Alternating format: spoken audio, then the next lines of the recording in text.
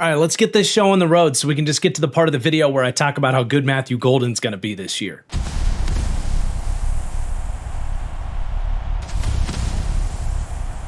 What is going on, everybody? Welcome in to the Packers Deep Dive. Green Bay comes in with the number 13 spot in my power rankings as we head into the season.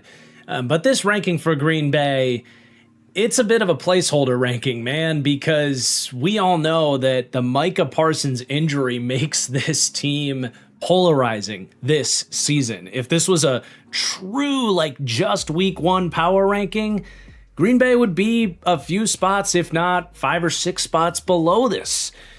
But they are truly unique in the sense that they have this player who's going to be just around the corner about a month into the year that completely changes the landscape of how you would discuss and rank the Green Bay Packers. So who knows how the number 13 ranking is going to age for this team.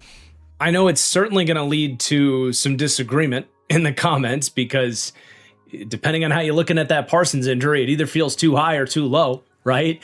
But there's a lot of other stuff going on with this team too, not just Micah Parsons, that we get to dive into and talk about here today. So I'm really excited for this Packers deep dive. I hope you are as well. If you enjoyed this series, if you end up enjoying today's video, please do take just a second to hit that like button down below. I really appreciate it. Also want to let you guys know, do not go anywhere. We have Mike Renner back for the Packers deep dive once again, and had a great Packers conversation with Mike from CBS Sports, so you're not going to want to miss that. And lastly, just as a reminder, the new TFG hats are here. Huge shout out to all of you that have rushed to purchase these before they sell out. We've got about 30 left on the market out of 90, so you guys have really shown up buying the hats. I really appreciate you. If you are interested, go get them while you can. Really appreciate you guys checking out the merch, repping the brand out in the wild as well. But without further ado, let's begin. As always, we will go through every aspect of this team through the roster and the coaching staff. And with every segment there, we will take a look at their offseason changes and ask the big question, did they get better, worse, or stay the same?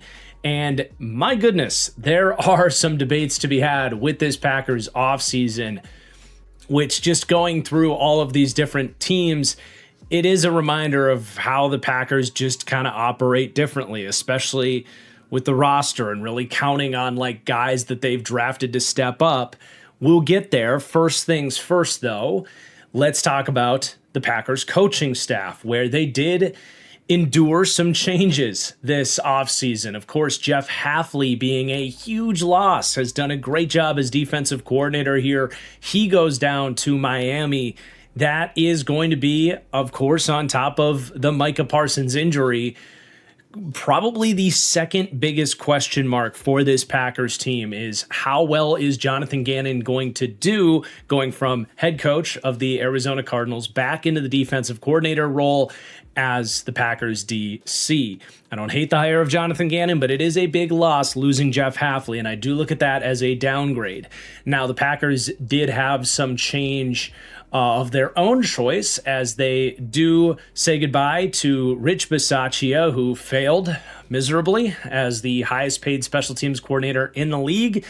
Turns out throwing money at the problem doesn't fix things here in Green Bay. They're hoping Cam Acord can get this thing straightened out for a special teams that has been a nightmare in Green Bay. Hard to say whether that's going to be better or worse, though. With the swap of Hafley for Gannon, I did say downgraded with the coaching staff. But we'll get to Gannon and what he brings to the table. I don't think all hope is dead there. First things first, we got to talk about Matt LaFleur, who does retain his job, and doesn't just retain his job, gets an extension as the head coach here in Green Bay, where after yet another painful collapse in the playoffs in Chicago of all places, at the end of the season, Packers fans were really, not all of them, but really rallying to push Matt LaFleur out the door. The organization obviously stands by LaFleur, even giving him that contract extension. But it got hot there, man. It really did. And I think in terms of the fans' good graces, Matt LaFleur is on the hot seat. He has got to get this team over the hump. They've been, a wild card team. They haven't done anything other than beat Dallas in the first round of the playoffs, which, if you ask Packers fans, beating Mike McCarthy in the playoffs is about the lowest bar you could set. And I do think if Matt LaFleur can't really drive this team close to the Super Bowl this year, the outcries are going to be even louder. Now, I have a pretty strong feeling that the organization really has Matt LaFleur's back. And I will say this, in my mind, I still think Matt LaFleur is a top 10 head coach in the NFL. And I rank him 8th. Now, he's given us some questions here to look out for this year. I think the things Packers fans are mad at Matt LaFleur about is, teams losing their composure and having these late game collapses. The special teams, it's been inexcusable, right? There's been some frustrating staff decisions, like he held on to Joe Barry for too long. The inability to seemingly make the right hire for a special teams coach. Now, I will admit, I was as fired up as everybody else with the Rich Bisaccia hire, right? Like, that was supposed to be the Golden Boy special teams coordinator. He got that much money for a reason, so I can't hate the process on that, but it didn't work out for Matt LaFleur. And I think even as an offensive mind and a play caller, there were some moments last year where, okay, the overall offense was still operating at a very efficient level, but there were some games certainly where the run just wasn't working. This was the first time where the line was really struggling. The run game was not working. And Matt LaFleur really struggled to, I think, put the ball in the hands of Jordan Love and open things up. When the Packers offense was at their best was oftentimes in 2-minute offense, when they were more of a pass-heavy offense. And LaFleur just kind of struggled to lean into that at times. And that was a point of frustration last season. So, I think LaFleur was ascending towards being a top-tier, call it elite head coach, kind of a can do no wrong type of head coach. And we're starting to see some of these warts start to pop up, and him maybe more in that range where historically I've had maybe like Mike Tomlin or John Harbaugh, Pete Carroll at times, like guys that have a lot to praise them for, and they're doing a lot right, but also maybe some shortcomings with those guys as well. But I will say this, what Matt LaFleur does have that is unique to really those names that I just brought up is that LaFleur is a brilliant offensive mind, in my opinion. I still think he is one of the best play designers. I think he is one of the best in the league at like getting in the lab, being creative with the motion and scheming guys open. He is excellent at quarterback development, which is one of the hardest things to find. What he's done now, not just with Jordan Love, but Malik Willis as well, is at the top of the pecking order in terms of quarterback development, helping what were more raw quarterbacks get more out of their physical tools. And at the end of the day, the Packers have been 6th in offensive DVOA for the last 3 straight seasons. I am still someone that really values that offensive prowess. And I'm certainly, if we rewind the clock back to like January, I'm certainly happy that the Packers stood by Matt LaFleur here, because to me, this team does feel so close. And I do think it would have been at that point in time back in January a little bit reactionary to, number one, the fact that this team was absolutely decimated by injuries. They were either the first or second most injury depleted team. I think you can make a strong argument that they were actually down worse than the 49ers of all teams, which is saying something with what the Niners went through last year. I'm not willing to put that on Matt LaFleur. And it turns out if you had Micah Parsons and a healthy offensive line and a healthy Josh Jacobs, it would have been a lot easier to close out a playoff game against the Bears.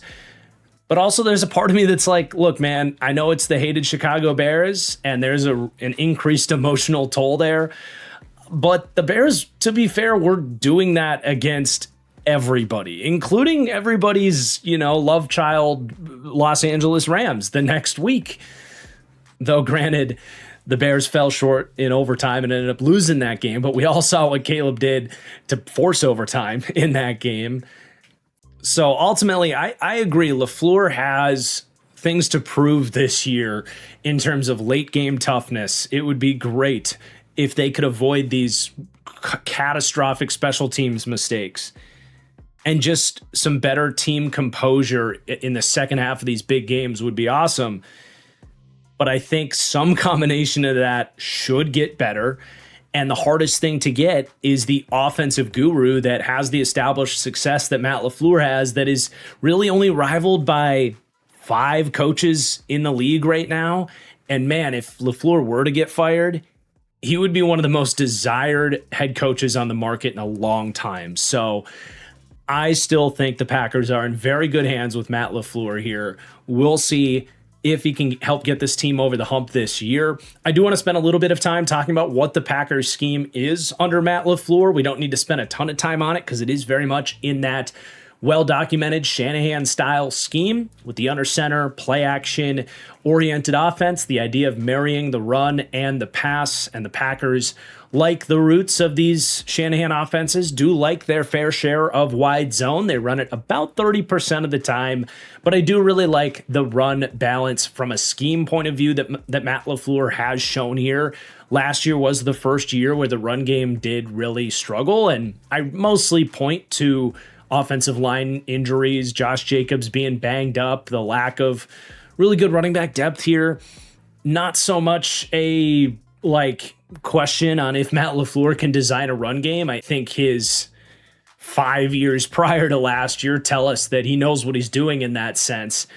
And I would say too, outside of probably Mike McDaniel, I think LaFleur is the best at just understanding how pre-snap motion creates those little subtle advantages that can go a long way. Getting a linebacker to lean one way or draw a linebacker out of the picture, using that motion to create numbers advantages in the run game. And that shows up in all their run schemes. But I really like the changeups that Matt LaFleur is able to kind of bring out of his back pocket. They have that core wide zone run game, but they'll mix in trap and wham and crack toss and all sorts of combinations. We've also seen LaFleur get pretty good at the design QB run game when he had like a Malik Willis. So there's a lot of creativity in that sense. And his ability to scheme open wide receivers off of play action is about as good as it gets. And their drop back game has felt really well designed as well. They do get some pretty creative tricks that you'll see out there. Like there was the famous route combination, I think it was the Packers game against the Seahawks when they went to the NFC Championship that year, where they ran a fake switch concept. You'll see really like creative twists brought into the passing game, and then just like the general design of the passing game, I think has done a really good job of creating an understandable passing progression for these quarterbacks, Jordan Love, Malik Willis, to play to the best of their capacities. So from a scheming perspective, it's hard to think too much higher of a coach than Matt LaFleur, and that's reflected in my offensive coach rankings, where they're 3rd to 5th for pass game coaching, 5th to 6th for run game coaching. The overall coaching culture is a little bit lower, like not poor necessarily, but maybe some of those more criticisms that we brought up with LaFleur showing up in that sense. This team's done their fair share of winning. They're not going to rank too low for coaching culture, but it is 11th to 15th, which I think that split kind of does a good job explaining how Matt LaFleur maybe lands as about the 8th best head coach, more closer to the middle of the pack in terms of leadership and the CEO side of the job, and closer to top 5 in terms of offensive prowess. Now, you do have Adam Stenavich here as the offensive coordinator. This was a savvy move by Green Bay to promote their offensive line coach, who is extremely well respected and is going to have a really important job this year. Him and Luke Butkus. I think the Packers have some of the best O-line coaches in the league between those two guys. This O-line's going to have some question marks this year, but it sure as hell feels nice to have a pair of O-line coaches that you really like. But Stenavich is really not the guy you're going to talk about in terms of play design, play calling, that kind of stuff. nobody is going to question that this is Matt LaFleur's offense. Now, before we flip over and talk about the defensive side of things here, I want to thank the sponsor for today's deep dive, and that is Prize Picks. And for anybody that has watched a preseason game, these games can drag on just a little bit. But the best way to keep yourself interested through the end is a good old Prize Picks lineup, where you can select player stats, selecting more or less on anything from passing yards, rushing yards, interceptions, you name it. You think a backup quarterback's going to come into the game and stink this preseason and throw a pick? Well, you can put that into your lineup. You string together your picks and compete for a chance at cash prizes and keep you more interested in these preseason games or MLB and countless other sporting events available over on Prize Picks. You can also pick the winner, total, and spread on any major game, a feature available in most states, including California, Texas, and Florida. And Prize Picks even has a brand new offer where if you win your first $5 lineup, Prize Picks will give you $150 in winnings. That's an exciting new deal there. So use code HMA when you sign up. You'll get that $150 offer. Good luck, everybody, and please do play responsibly. So this is a big deal. Johnathan Gannon having to step in and fill the shoes of Jeff Hafley, who's done a phenomenal job as defensive coordinator here. And that alone is easy to explain why I put the wild card icon on him. I think he is a big critical variable and X factor for this team this year, where his success is going to go a long way towards determining how far the Packers can go this year. And, you know, I think Gannon has certainly a bit of a stained reputation or perception coming out of Arizona, where he failed pretty miserably as the head coach down there. And it was a regime that began with the quirky player moments. Oh man, who even was it? Buda Baker, or who did he have that weird, awkward, viral interaction with, where the player looked back on him and just kind of was like, "Okay, dude, that was weird." Or the "Did you ride the bus to work" moment. Who drove over here? Quick, let me see your hands. Who took the bus? Did you have fire in your gut? Did you? You know, I would be lying if I said I wasn't a little bit worried about going from Jeff Hafley, who is an excellent leader of men. You know, despite his incredible success as a defensive coach, I think there was a reason he ascended so quickly as a head coach candidate, and it's just his communication skills and his way he holds players accountable and his professionalism. You know, that's what's really been lacking with Johnathan Gannon. And can he get this team fired up? And especially from a run defense standpoint, I have some concerns there. Number one, like, at the end of the day, you do just need proper motivation to stop the run. And the Packers, I felt like, under Jeff Hafley, have well exceeded their roster talent as a run defense. And then we can kind of bridge that with a little bit of scheme talk on Johnathan Gannon as well, because Gannon does come from much more of a 3-4 base odd front style coaching staff, and his history tells you that, whereas Hafley has been more of that 4-2, undersized front, stunted up, muck things up with athleticism and energy up front. Honestly, I'm a little bit worried if the message is stale and they switch to more of a standard plug your gaps 3-4 odd front. Does that lead to a big dip in run defense for the Packers, where they have largely been above average to even good at times under Jeff Hafley, other than that Ravens game where Derrick Henry just went nuclear on them at the end of the year last year? But that's really the aspect of the Johnathan Gannon hire that I have my questions about. I will say this about Johnathan Gannon, though. There's a reason that this weird, quirky, younger nerd has ascended to the ranks of being a head coach. Even going back to his late time in Philadelphia and his time in Arizona, I've always had a lot of respect for his blitz designs and his creativity as a defensive mind. And you have to be honest, they had easily the worst roster talent over the course of Johnathan Gannon's tenure across the NFL. And it's almost impossible to evaluate his job as a defensive coordinator because the talent was that bad and they had injuries. And there were definitely more moments in the Gannon tenure where it felt like he was getting more out of that defense than you would expect, though there was definitely some pretty low lows as well. But that was another thing with Jeff Hafley that I really liked, is especially going from Joe Barry to Jeff Hafley, it was especially noticeable where you line up 3rd and 8 and show 6 or 7 guys at the line of scrimmage and try to confuse the offensive line. Where are you supposed to slide? Who do you double? Who's coming? Who's not coming? Creating some of that phantom pressure from those looks and free rushers. Hafley was awesome at it. Gannon's pretty good at that too.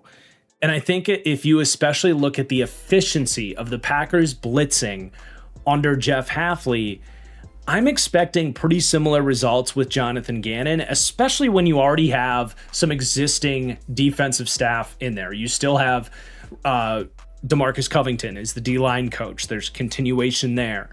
And even like Micah Parsons himself, when you talk about him being such a unique chess piece with how he can be moved around and being a very thoughtful leader of the organization, he's also going to have some really good thoughts on certain ways that he can be used that I know Johnathan Gannon is already going to be well aware of, because Gannon did get really creative with what he had, which was not much. And honestly, it's a fun little footnote that Gannon might be uniquely equipped to scheme up some stuff for this defense in the weeks before Micah Parsons comes back, because he's used to really not having much to work with that D-line over the last few years anyway. So I think in terms of like finding mismatch problems for Micah Parsons, finding those blitz looks that give you those numbers advantages, I'm pretty damn confident that that's going to work out for the Packers. And there is something to be said about getting the failed defensive head coach to be your defensive coordinator, especially in the likes of a Johnathan Gannon, where it became pretty evident that he doesn't have head coach qualities. If this is a success, you can really establish that long-term continuity and not run the risk of losing like a Jeff Hafley. And there's a lot of benefits to keeping a guy in-house long-term in terms of developing a rapport with your scouting department. What are you looking for?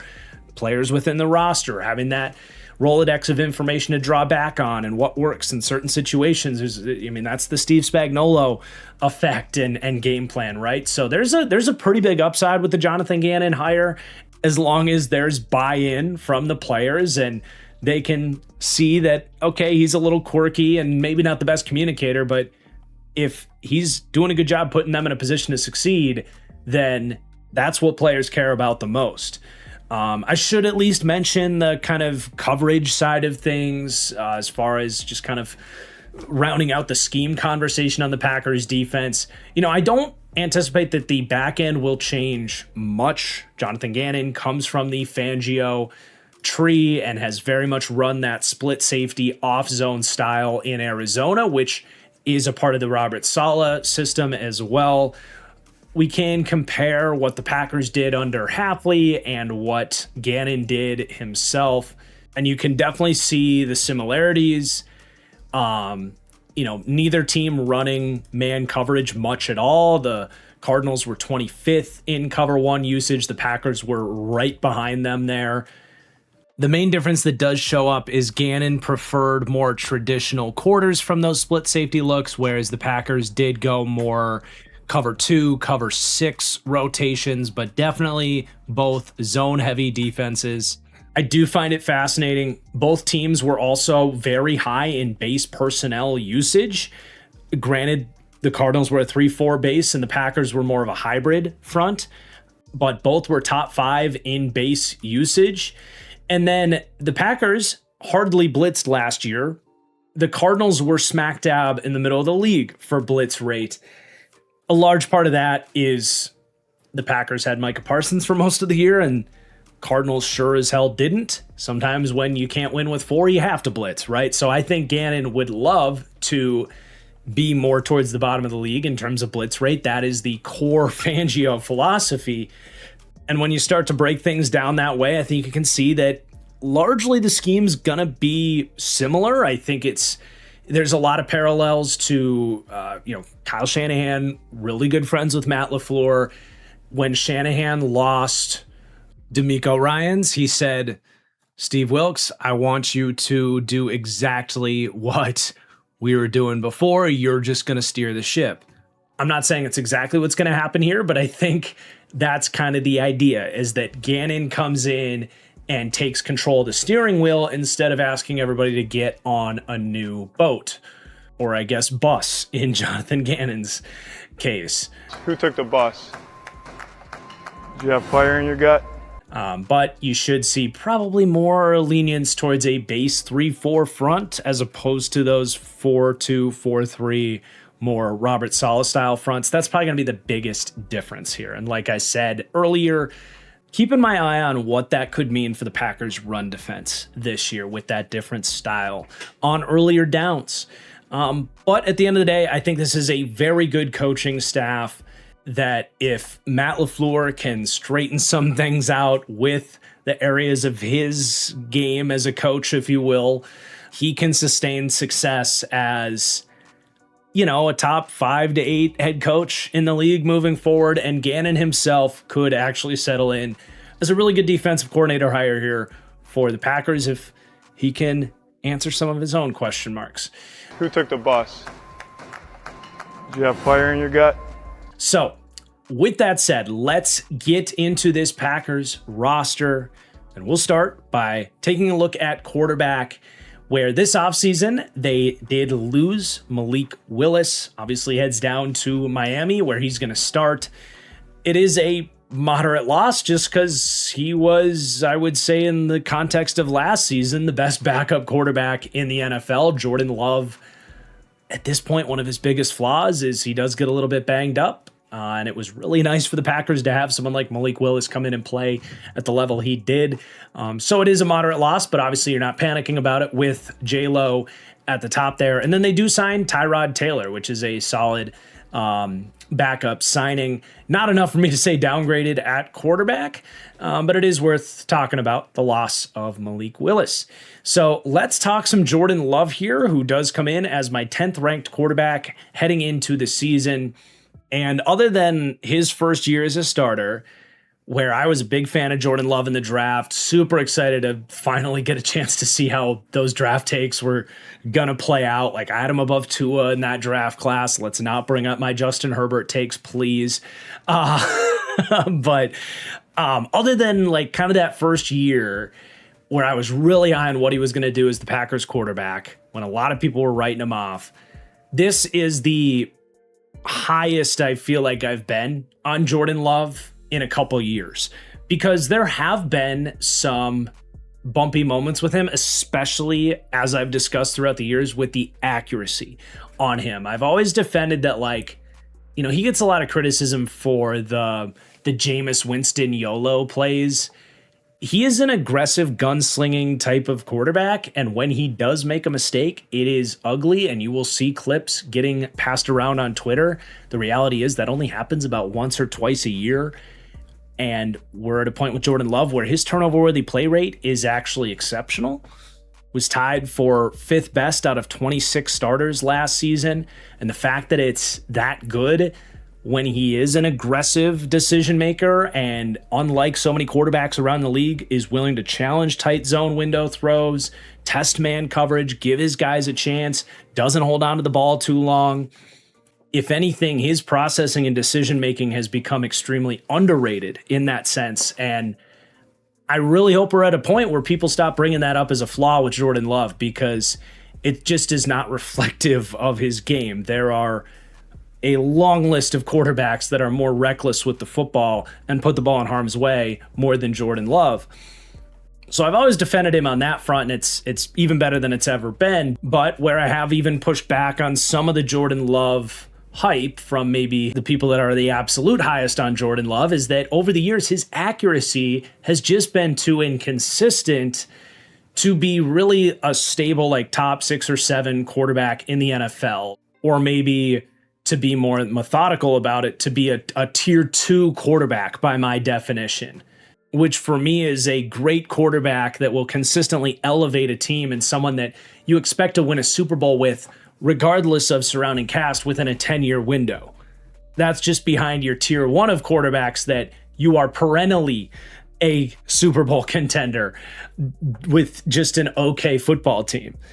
We don't need to quite go to that level with Jordan Love yet, but I have really struggled to see Jordan Love in that tier two of quarterbacks because of the accuracy issues. Here's the thing though. Last year, after week 2, moving forward, because the first 2 weeks it was like, oh, there's your classic Jordan Love misfires. And you can even add on the context that he didn't get much of a training camp because he broke his thumb. And I'm pretty sure didn't come back to practice until week 1. So you could potentially throw that as a reason for why week 1 and 2 looked a little bit off with him and his accuracy. Legitimately, from week 3 onward, Jordan Love was exceptionally accurate. And as it went on week after week after week, having watched Jordan Love so closely, I had spent years of like any given moment when he lets that deep out go or the go ball or the throw over the middle of the field. For years, it was like when he let the ball go, you kind of for a second held your breath because you're like, it'll probably go where it needs to go, but not consistently enough. Last year was the first year where we got a really nice sustained stretch of that not being a problem for him.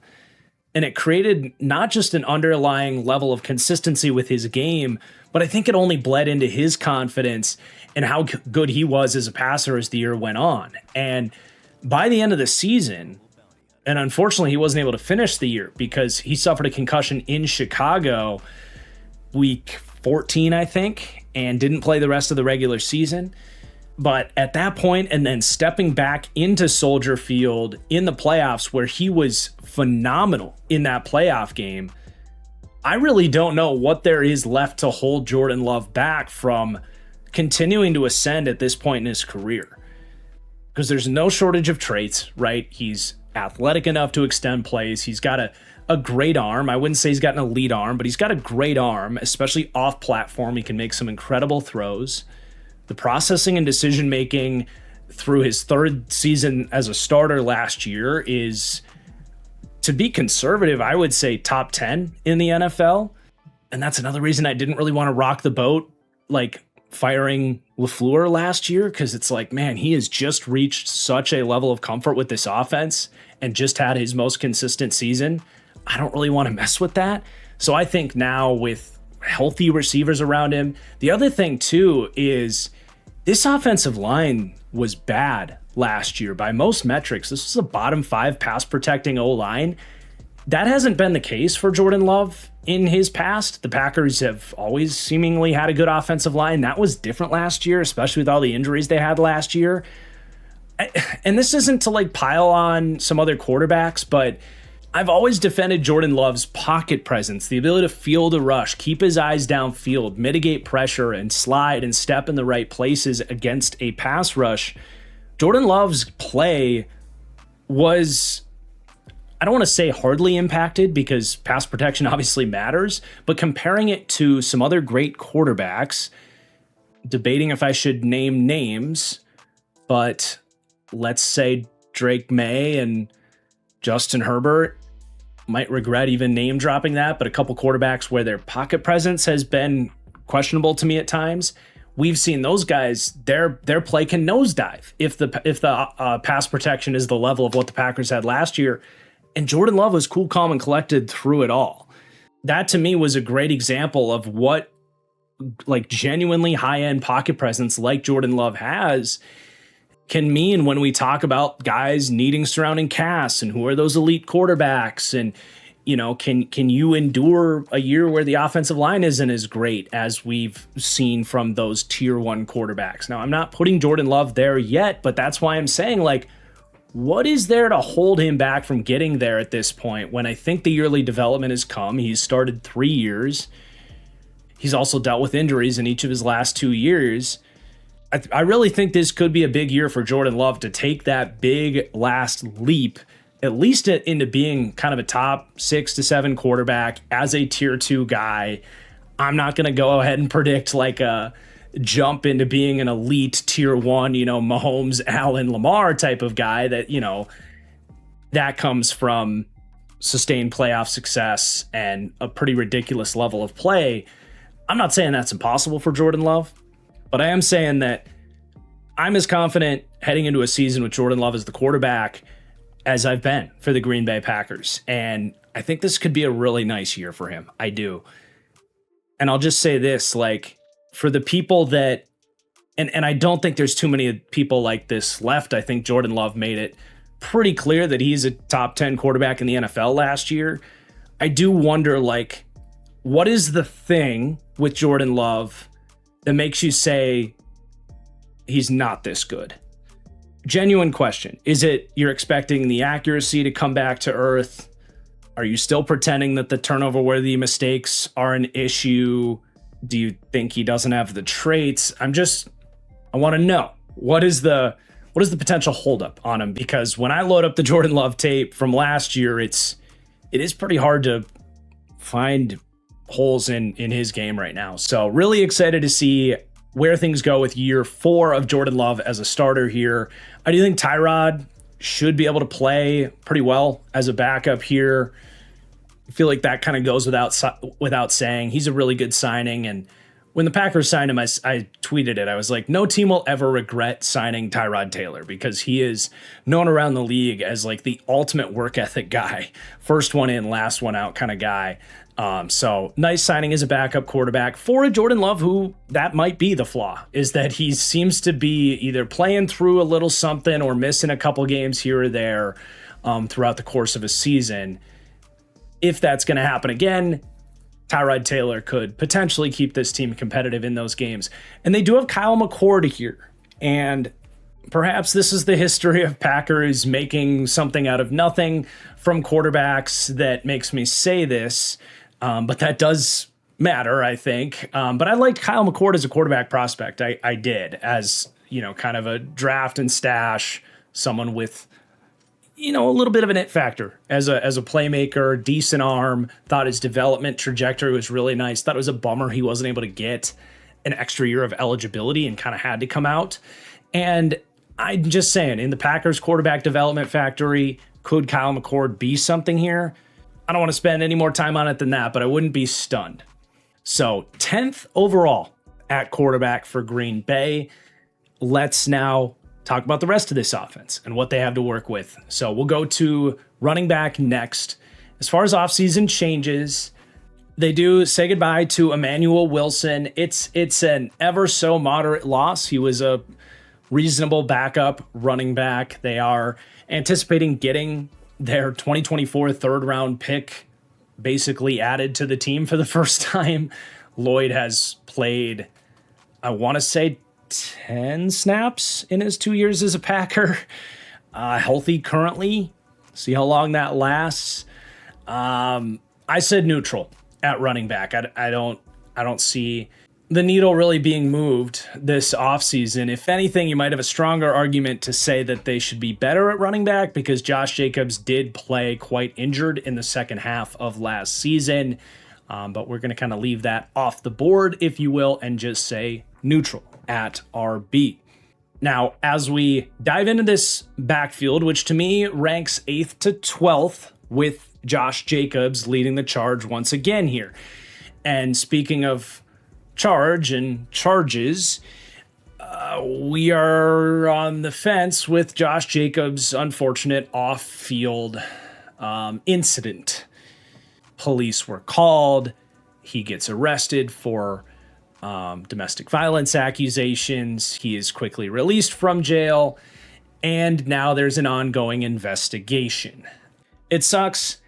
It's uncomfortable to talk about, but it's out there, and now all we can really do is wait and see what truth comes out, probably a decent time from now, because from a football perspective at this point, it is highly expected that he is going to play through the year, and that there won't be a suspension as quickly as this season, depending on what is uncovered with the investigation. This could be something that does come up next offseason, where it really feels like the Packers would be pretty quick to release Josh Jacobs at this point, a little bit further into his contract. But as far as this season is concerned, we seem to have arrived at a point where it's reasonable to be pretty optimistic that Josh Jacobs, who just turned 28 years old in February at the end of last season, should be able to give the Packers another really good year. He's been a phenomenal signing for Green Bay, especially that first year when he was healthy. Looked good last year, but he did unfortunately get banged up. Week 11 in the Giants game, suffered a minor knee injury, but when you're a running back, any sort of knee injury is going to be concerning, and he was kind of in and out of the lineup, clearly not 100%. Should be fully healed from that, though, at this point, and hoping to have a healthy season this year. So I do put the yellow arrow on him. He is getting older. The body could be breaking down a little bit. Does the offseason drama weigh on his play a little bit? It's possible. I think that yellow arrow largely points back towards him being closer to 2024 Josh Jacobs, which is honestly more of a top 5 back in the NFL. I mean, he is the complete package. He's full-sized. He's got great jump cuts. He's got excellent vision. Really has proved to be a contributor in the receiving game, whereas the Raiders kind of struggle to tap into him there. He's able to churn out games, one of the best short yardage backs in the league, a broken tackle machine. He's the complete package, man, outside of not having that like elite speed that you get from those true tier 1 backs. That's really the only shortcoming on Josh Jacobs. So hoping to get him back healthy and, closer to being a top 5 back in the NFL right now. Now you'll see the running back ranking for me for the Packers is 8th to 12th. A part of that is questions on if you're getting that peak Josh Jacobs back, of course, but it's also trying to account for the fact that the backups here are, let's just say, highly questionable at best. Worst case, this is the worst backup running back room in the league. Now, there's, I would say, 3 talented backs here that at least have intrigue to me, but incredibly unproven. And then you do have Chris Brooks, who gets a contract extension. He's here to pass block. Like, that's kind of the end of that conversation. He's kind of a poor man's Samaje Perine, if you will. But, you got Marshawn Lloyd, who was a 3rd-round pick in 2024 and has played 10 snaps. My best case scenario pro comp on him was DeAndre Swift. He is elusive, he's fast, he's quick, he's creative with the ball in his hands out in space, and he theoretically provides some really intriguing receiving capabilities that have obviously gone unproven at the NFL level because he's played 3 passing down snaps in his career. I thought he had horrible vision coming out. I wasn't the biggest fan of him. Where they took him into the 3rd round was fine, but even if he can get healthy, which is the biggest of ifs, how much juice is still in there through all these injuries, and is he good to begin with? 25 going on 26 years old at this point. It's not impossible that he could get healthy and look pretty good and actually start to be an explosive complement to Josh Jacobs, get a little bit of that thunder and lightning approach. If there is something like a DeAndre Swift in there, could this be another version that we've started to see the league really get that thunder and lightning approach? Detroit style backfield. Maybe 5% chance, but you're telling me there's a chance. Yeah! Hey Garrett, you're live in a Packers deep dive recording right now. Am I really? Yeah, Josh Jacobs over under 1,150 rushing yards this year. I'll say over. Really, really good player. Also, it's just want to add this in. It's pretty cool that you have me on for this. Marcus and I are actually really good friends. We talk regularly, so pretty cool. I'll say over though. Appreciate you having me on. Well, you're not live. I'm just recording, but I'm gonna put this in because why not? Okay, cool. Yeah, sure. I mean, I did I think that you guys can go to the Super Bowl this year. Just stay healthy, and it's a team that can legitimately get healthy at the right time, especially as Micah gets more and more off the ACL, especially as Tucker Kraft gets more and more off the ACL. You get that ground and pound, and the cold weather, nobody's going to want to go up there and play them. So they scare me very much, if I'm being honest. Well, you heard it here first. Garrett from Football Analysis just had to give me a call and say Packers are going to win the Super Bowl this year. Thanks, Garrett. That's going to show up out of nowhere, but I thought it was fun. Let's include that. Where was I? Obviously, you've got major questions on if you're getting anything from Marshawn Lloyd. I will say this. The combination of Pierre Strong Jr. and Damian Martinez, I can't gas this up. I can't predict that these guys make an impact. I will say that I liked these guys as prospects, and there is talent there. Pierre Strong Jr. has actually averaged about 5 yards a carry. Something about him, though, no one's really been willing to give him a chance. At South Dakota State, where he played his college ball, one of the nastiest jump cuts you'll see in space. He looked like South Dakota State's version of LaShawn McCoy. So he would theoretically also fit the explosive mold. And then Damian Martinez, he fell in the draft and presumably became available after being a 7th-round pick from the Seahawks, not making the team, a DUI incident, some off-field stuff. He is a really physical north and south runner that I thought, based on the tape, was probably a 3rd-round caliber prospect in what was a good running back class last year. So he's especially interesting from a football sense, considering he just came into the league last year, had an off-field situation. So I think there is a needle in a haystack to be found in terms of an explosive or good backup running back here. You certainly wish there was something a little bit more proven here. But hopefully Josh Jacobs can just stay healthy, be on the field, and you should be in really good hands there. And with a relatively optimistic projection for Josh Jacobs in the year 2026 on the football field, that is going to get the Packers roughly into top 10 range for that ranking, 8th to 12th at running back. But it is definitely a unit that needs that wild card icon as one of these position groups that does have its fair share of variance to it in terms of projecting how to rank it for the upcoming season. But let's go to one of the most fascinating conversations for this Packers team. Their pass catchers, the weapons here. And I mentioned there are some interesting discussions to be had about this team's offseason where, as the Packers like to do, they are really counting on their guys, their highly invested guys, to be able to step up and supplement some of these bigger named losses. And that's going to be the case at wide receiver, where they do lose Romeo Doubs, one of the top receivers in this free agent market, a big loss. He played great last year and earns a $60 million contract over 3 years because of it with the Patriots.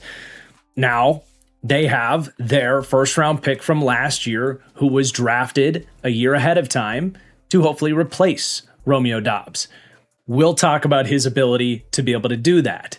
They also do trade Dontavion Wicks to the Eagles. Was a really nice wide receiver 4. It is a loss. I don't think they could turn down a pair of day 3 picks for him on an upcoming contract year, but that is a departure of some quality depth that they had.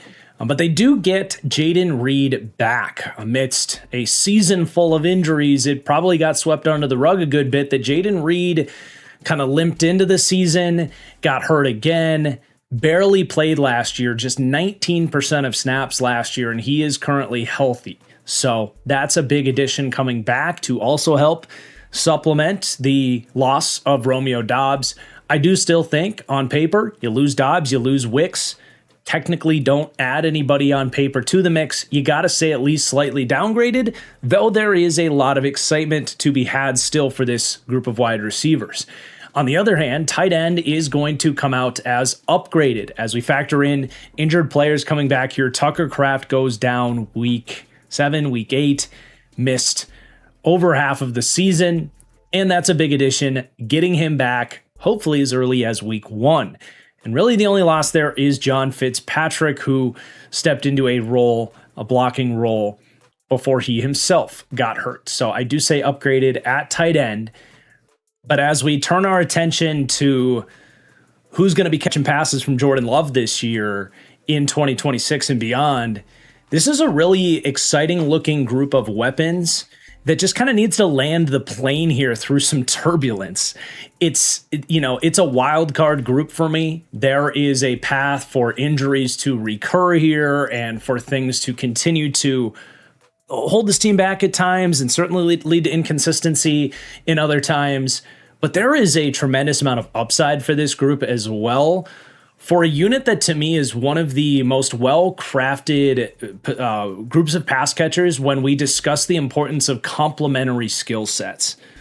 Not just having talented players, but giving those talented players proper roles that will utilize their specific skill sets, get the best out of their strengths, and limit what their weaknesses are as well. I just love the construction of this group. You have, before we get into each guy like individually here, like you have all of the archetype molds in this group of pass catchers. You have your every down separation guy with good hands in Matthew Golden. You have one of the true best designated vertical threats in the league in Christian Watson. You have your gadget slot playmaker type in Jaden Reed. You have a true do-it-all Y tight end in Tucker Kraft. And you even have a running back that can do his fair share catching passes out of the backfield. I'm hard on Brian Gutekunst at times, but I do commend the construction of this group and properly identifying skill sets, and we really haven't seen this all together yet. Each one of these guys kind of has their own unique story and something to talk about. So let's get into it on a one-by-one basis, and we'll start where I think everyone's excited for me to talk about here, and that is Matthew Golden.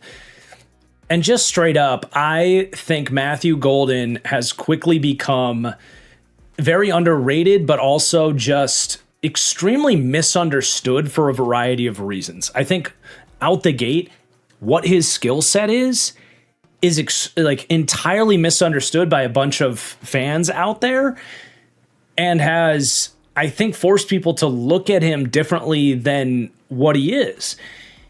Matthew Golden, his tape at Texas and what the Packers drafted him to do as a Romeo Doubs replacement in time, is a route runner with really good hands and some pretty damn nice run after catch ability. But when he comes out at the combine and runs a 4.3 240-yard dash, he immediately became typecasted as this John Ross, Henry Ruggs, Hollywood Brown type of wide receiver. And it's just not consistent with his tape. Honestly, that speed is not consistent with that tape. It's pretty hard to find, if impossible to find, examples of Matthew Golden showing 4.3 speed on tape. It was a very bizarre 40 time, but I think it's forced people to watch him and think he's overrated because they don't see the speed. And while they're busy looking for the speed, what they miss out on is how great this guy's hands are, how consistent of a route runner he is, how quick his feet are, how he can beat press, and how he can make guys miss after the catch inside that role that they're looking for him to contribute in. So I think he's misunderstood as a player, and I think his season is extremely misunderstood. Number one, we know the Packers do this. They love drafting young players that will, almost like a baseball prospect, sit and develop before they are asked to handle that full workload. Now, we know around the league, a lot of first-round wide receivers are capable of stepping in and making a big impact right away. Well, how would the Packers know that? They hadn't drafted a first-round wide receiver in 25 years or whatever it was. So they treated him like they treated Jordan Love, Rashawn Gary, Jordan Morgan, Lucas Van Ness, like all these guys that are drafted with more of a long-term trajectory. Now, I think he was also drafted knowing that Romeo Doubs had concussion issues. Christian Watson was coming off the ACL. there were massive questions on how much they might need him last year. Well, it turns out Romeo Doubs had a career year. Christian Watson came back and was awesome. You also had Dontavion Wicks in the mix as well. So they didn't need him in year one. But then you also stack on top the fact that he did get injured mid-season. He spent about 6 weeks not practicing, missing a few games, but then also like he was active but clearly limited. That's a core reason his production was not where a lot of people wanted to see from a first-round wide receiver. And people have been really hard on him for the year that he had. But the problem with doing that is if you actually just watch when he did play and he got his targets, he looked every bit as good as advertised. He was getting open. He caught everything. He won tough catches. He had exciting moments after the catch. And yes, by the way, he did finally get a touchdown in the playoffs when they needed him most. To me, and you guys can tell me if I'm crazy, to me it is extremely easy to look at the reasons for a lower level of receiving yards production. It's very easy to look at that, understand why that happened, and now what their plans are for him heading into this season now that Romeo Doubs has left in free agency and his skill set always projected into that type of wide receiver. Hell, one of my pro comps on Matthew Golden, before he was ever a Green Bay Packer, before he ever ran that 4.32 40, was Romeo Doubs. And that was the low-end comp. Big reason I get excited about Matthew Golden is the high-end comp is something like a Stephon Diggs, who's able to play above his size, get open, and do all those things, and do them at just a better, more explosive, more efficient, and reliable level than Romeo Doubs. Doubs became very reliable last year, but over the years, he's had a lot of drop issues. I don't have those questions about Matthew Golden.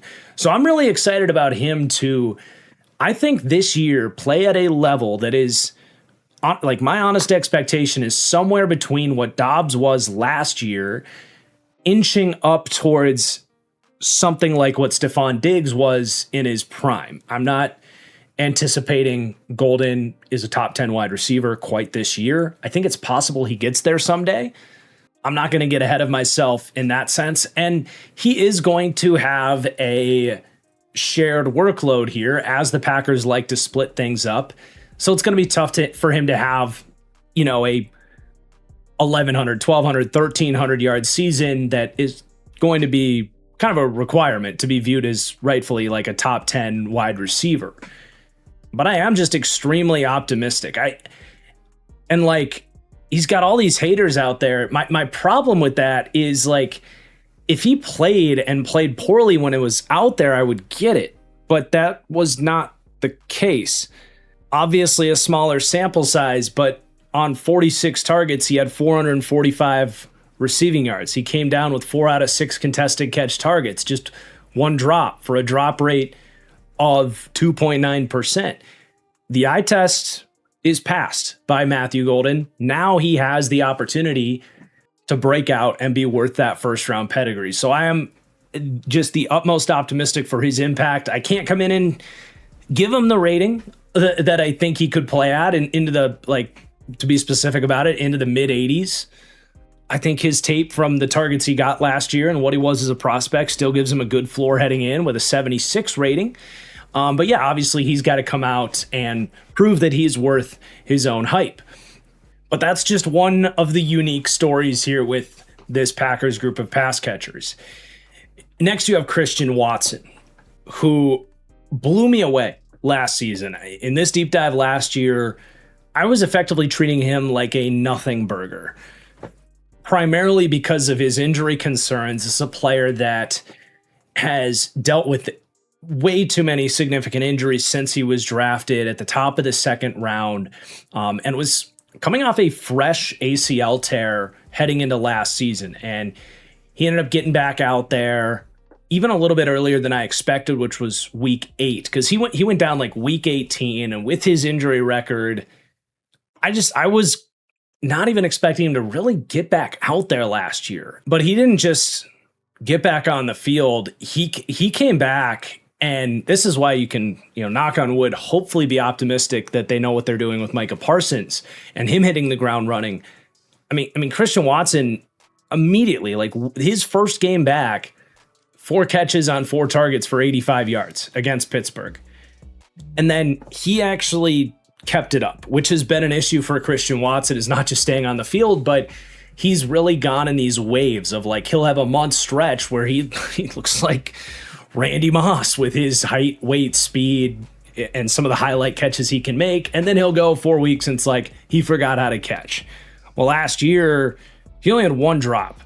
And he was really making a concerted effort to attack the football, not let it come to him, and just genuinely be, I would say him and Alec Pierce are the definitive best vertical threats, like true vertical Z, true vertical threats. Like that's the primary thing that you do. It's him and Alec Pierce.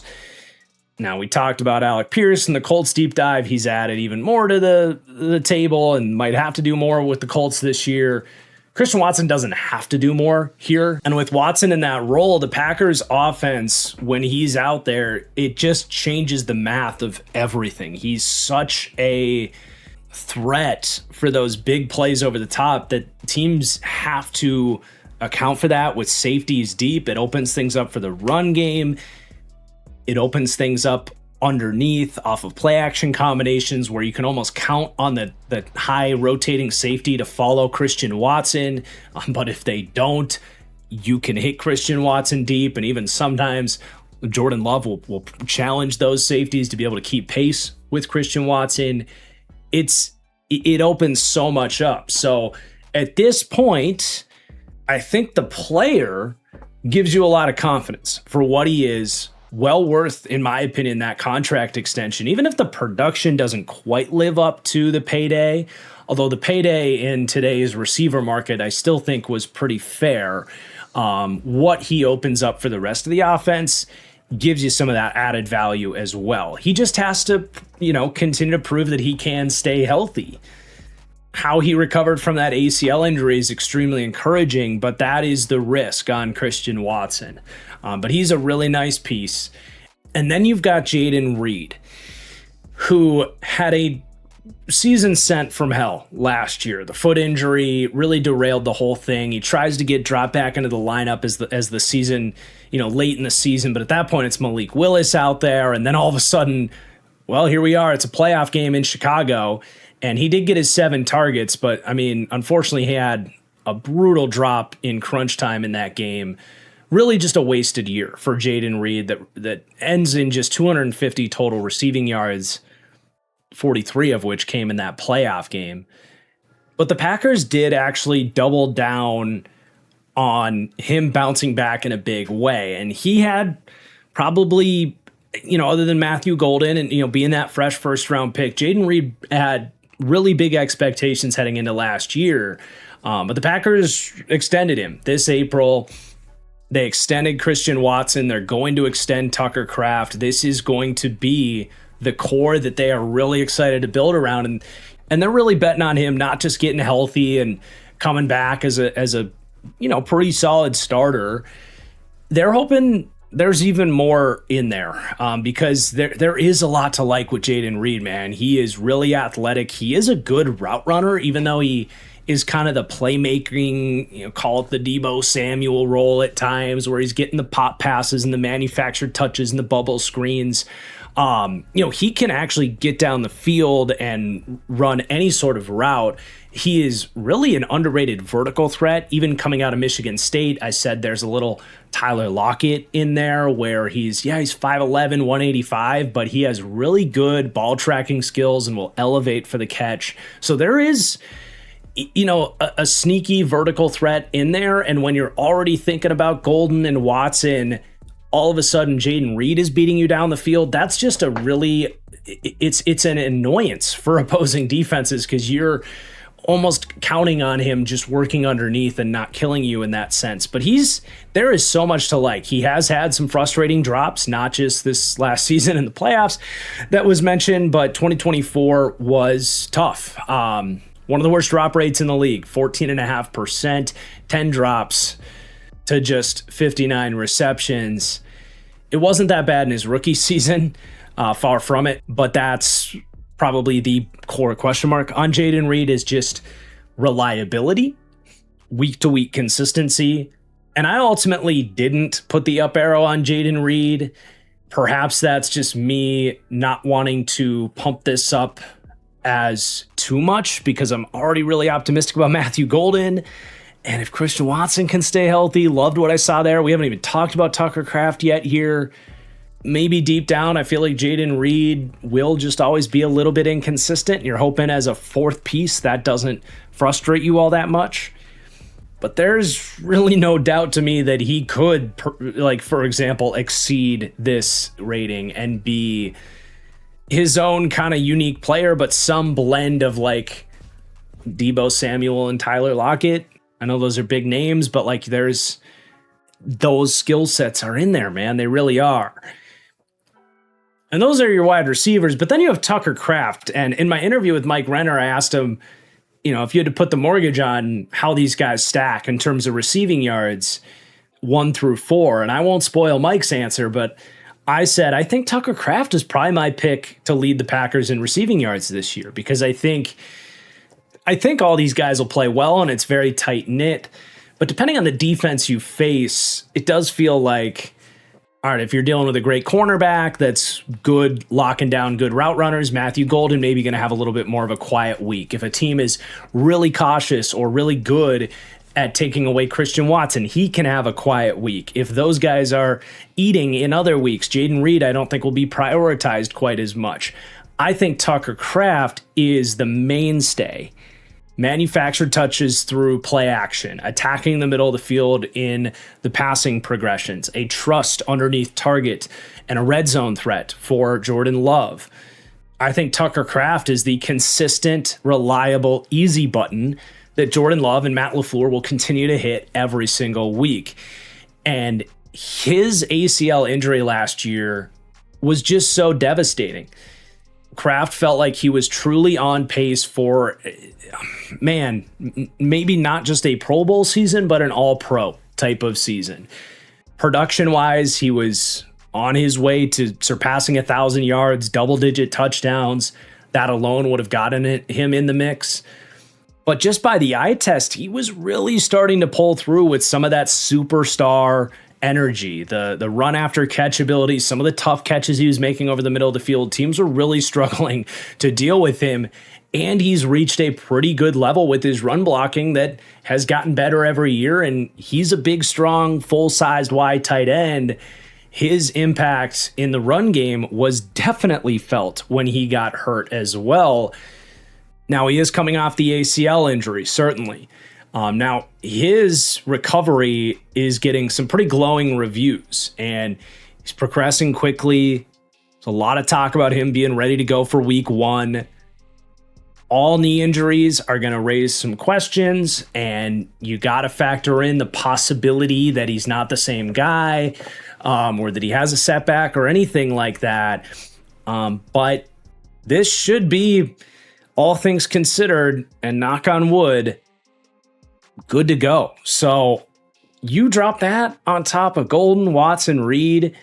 Man, there's obviously some questions with all these guys, but the upside is extremely high. This is exactly what you talk about, where if you're not going to have a Jamar Chase, a Justin Jefferson, that core elite tier 1 guy, get a bunch of dudes that you can identify a specific skill set, craft an offense where you can play them in that role, and get guys that are about as hyper efficient within that skill set as you could really draw up. And Matthew Golden, by the way, could be a legit number 1 in my opinion if he becomes a Stephon Diggs type of guy. But they don't even need him to be that for this group of weapons to kind of emerge as, I don't know, one of the 5 or 6 best group of weapons in the league. I think that's on the table for this team. Now, if injuries stack up, especially the concerns being there with Watson and Kraft, if Jayden Reed's drop issues show up, if Matthew Golden, I guess, is overrated, well, that's why I have the wild card icon on this group of weapons that for me does rank right now in the middle of the league, 12th to 17th with that B grade there. Very good ranking. But yeah, if the coin lands on the wrong side of things, you could certainly be more bottom 10, which is probably where this team was last year with all the injuries. Now, I will say another part of the concern here would be if you get some injuries, your depth is bad, really bad, especially at wide receiver. I could not believe, honestly, that the Packers didn't draft a wide receiver in what I felt like was a pretty deep wide receiver class just to replace the Dontavion Wicks piece. I thought for sure that was, all right, we're going to get a couple of picks. Wicks is going to leave in free agency after this year, so let's replenish that and get an extra pick. They don't go that route.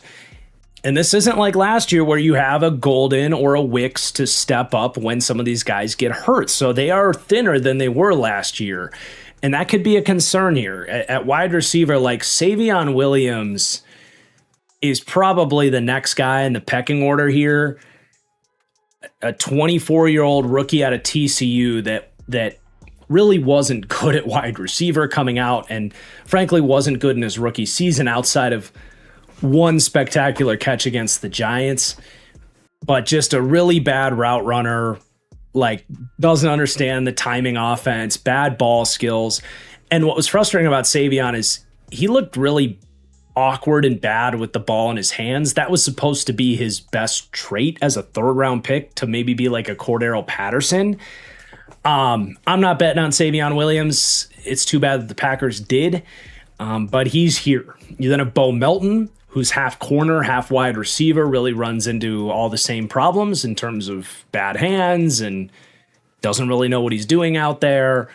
He's had some decent moments, but those are feeling too far away at this point. Now, it does seem like the cornerback experiment is fully over, so maybe like refocusing at wide receiver, he could prove to be better depth.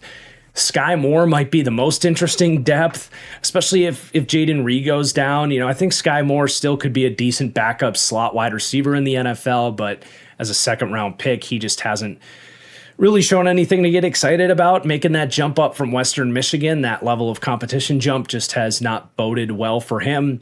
Michael Sturdivant out of Florida honestly could get into the mix here. I thought he was a draftable prospect just with that height, weight, speed combination. Very raw, very much a one-trick pony, but he might make this team just because he's a little bit different than all these other guys.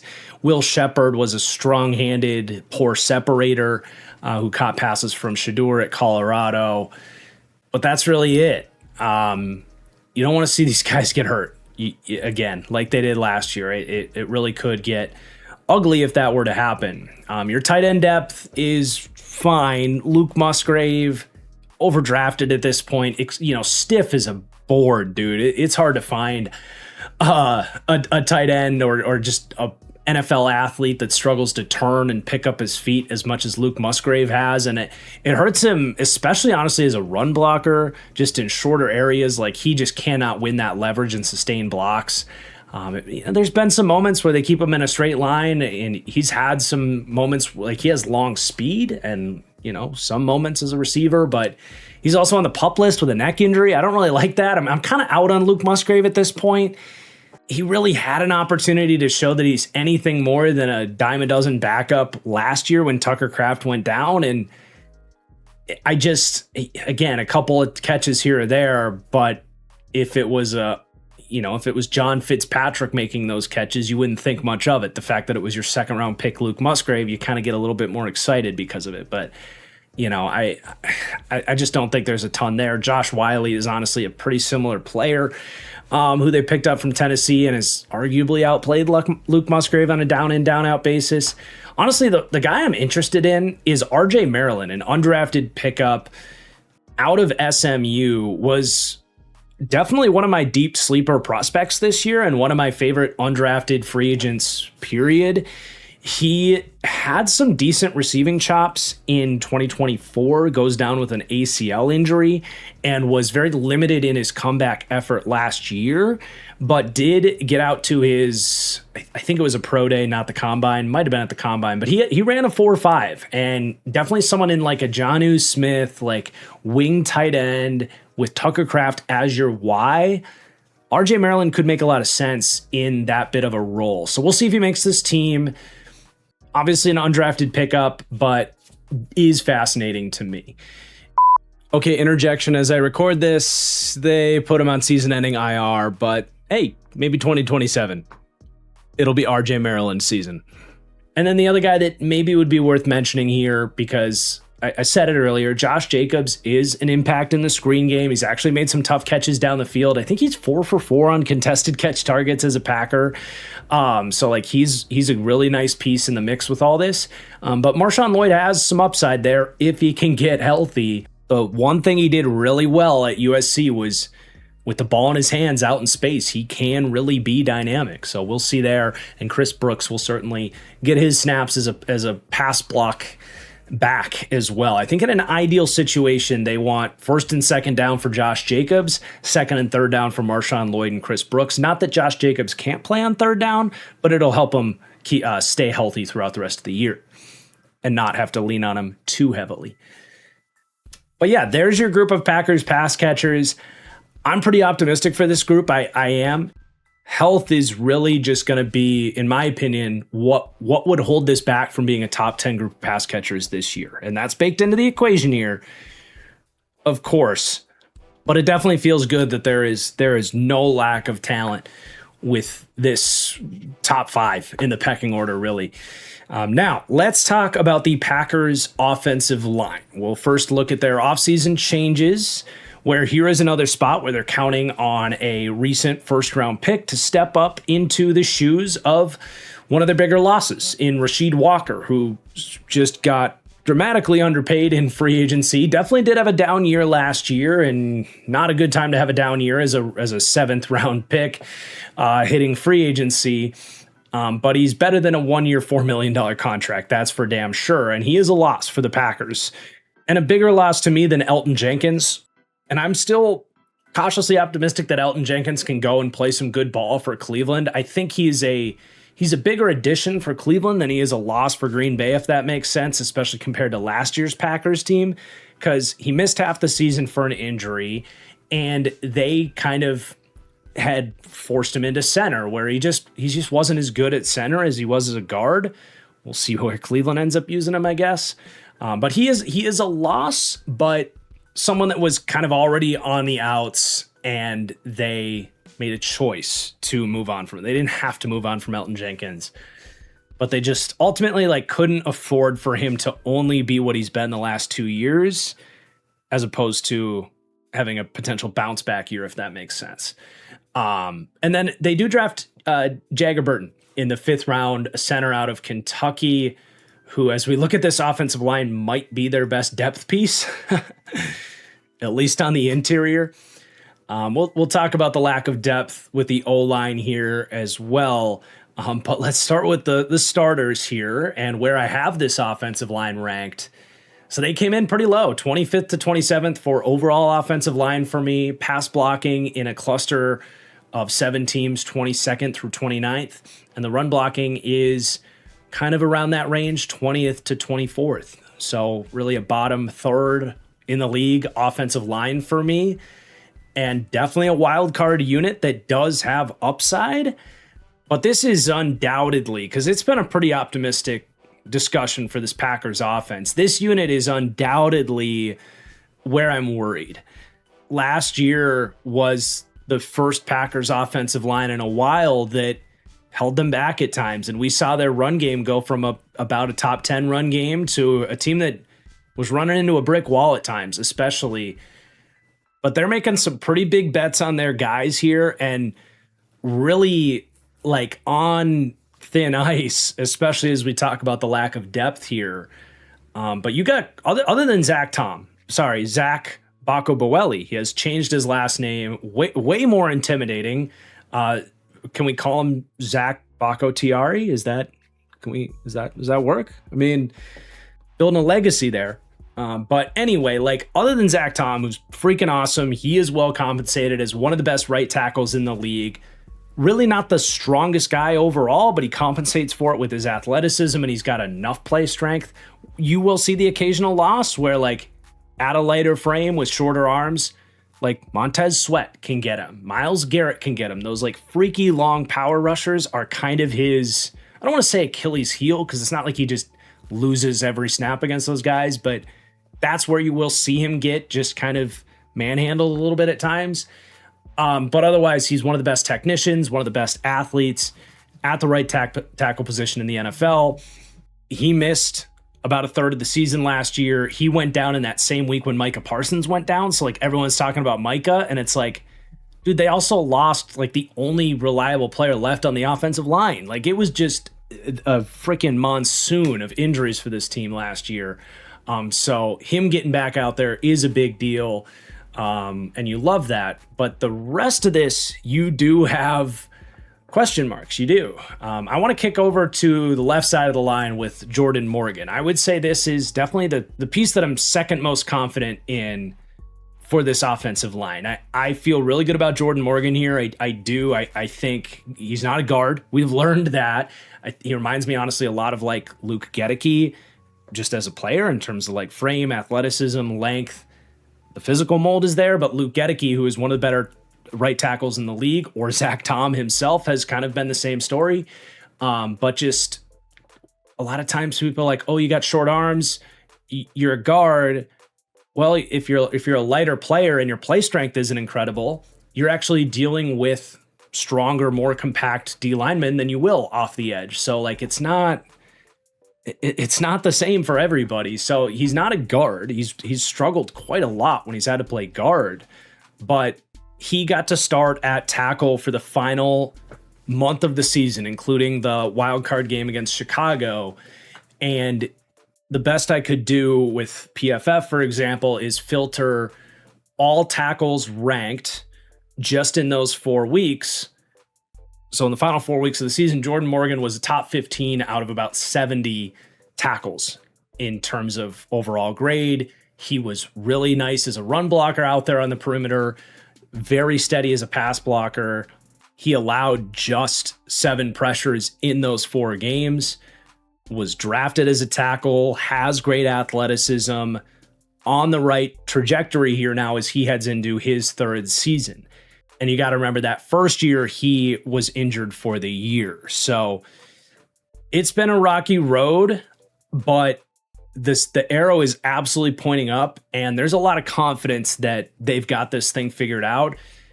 And they sure as hell wouldn't have just let Rasheed Walker go for nothing, basically, if they weren't really excited about, Jordan Morgan taking that step forward. So he's got to go out and prove it. Of course, he's only started, basically 4 games at tackle in his career, and it was the last 4. He's played guard other than that. But I think they should be in at least a high floor position for the season. There is a pretty good upside for him, not elite upside or anything like that, but I don't think you're really worried about him necessarily. The rest of this group, though, worried. Like, yeah, I'm worried. The Aaron Banks contract is, to this day, and was the second it happened when I jumped on Twitter and ranted about it, just one of the most head-scratching, inexplicable deals that has been given out by an NFL general manager. And I can't believe they view him as a $20 million a year player, and they really locked themselves into him for 2 years. And he was Aaron Banks last year. He's a big guy. He has a couple games where he gets some impact blocks in the run game and uses that size, and it looks nice, and then it disappears for 3 weeks. And as a pass blocker, he is extremely gettable. He's a big dude. He can be hard to get around at times, but not that hard.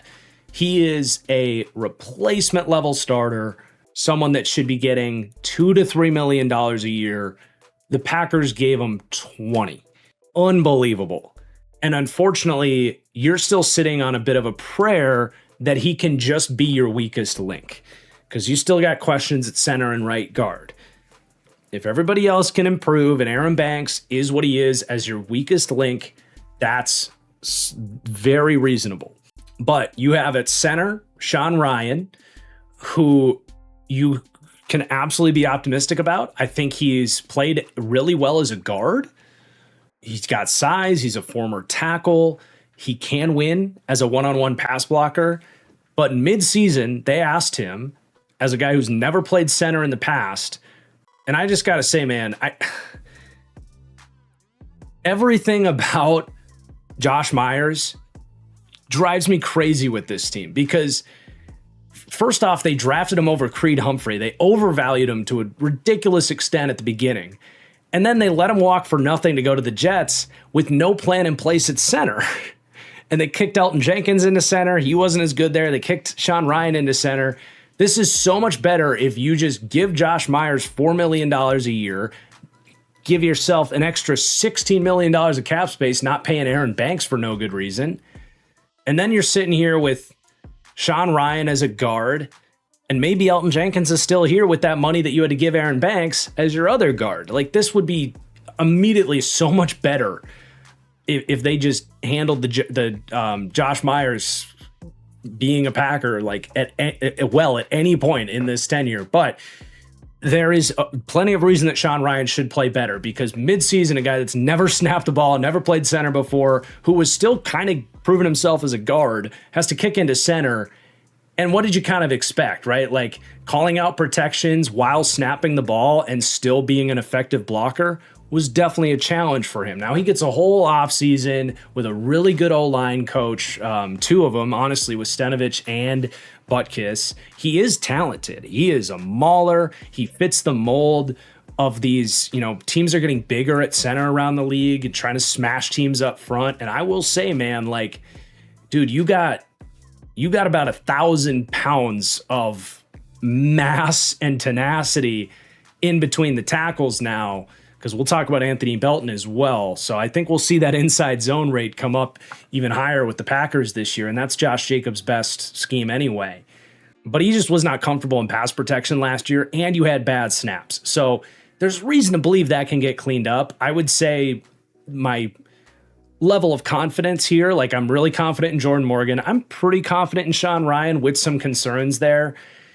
But there's a downside there where if he just isn't comfortable with the snapping aspect, I don't know that he's a starting caliber center. So he's got the yellow arrow on him. Now, they did extend him, and I think they know if the center thing does really fail, he can be a good guard, and I do believe that. And that's where I at least will say I think Jagger Burton was a really good fifth-round pick. To me, he screams what the Packers have had a lot of success with, is these gritty day three linemen developing into starters. Now, I don't know that he'll be that guy right away. I know he's gotten a lot of buzz this offseason, which isn't a huge surprise to me. I thought he was, honestly, like on my own draft board, he was right there next to some center prospects that got drafted in the second round. Logan Jones and Jake Slaughter especially. There is a really nice chance that he can be a good starter. I thought he had a pretty balanced profile.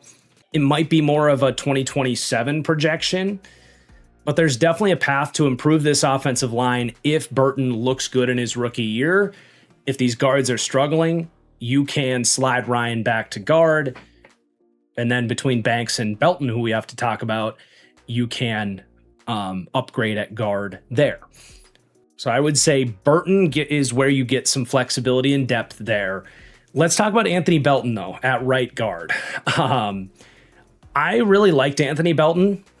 I felt like I was the high man on him as a draft analyst. And then the Packers said, hold my beer, and took him in the second round. I had him as a third round guy.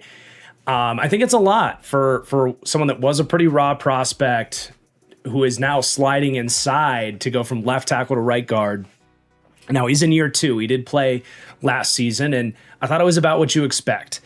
He has an incredible highlight reel of just sheer incredible play strength. When he gets his hands on guys or when he fires off the ball and connects with his pads, you're going backwards. He has some of the best drive power of, I don't know how far to go with it, but it's like an elite trait that he has. Like, he can absolutely displace guys off the line, but how consistently he's connecting with that, whiffing on blocks, like, he's got a long way to go as a run blocker still.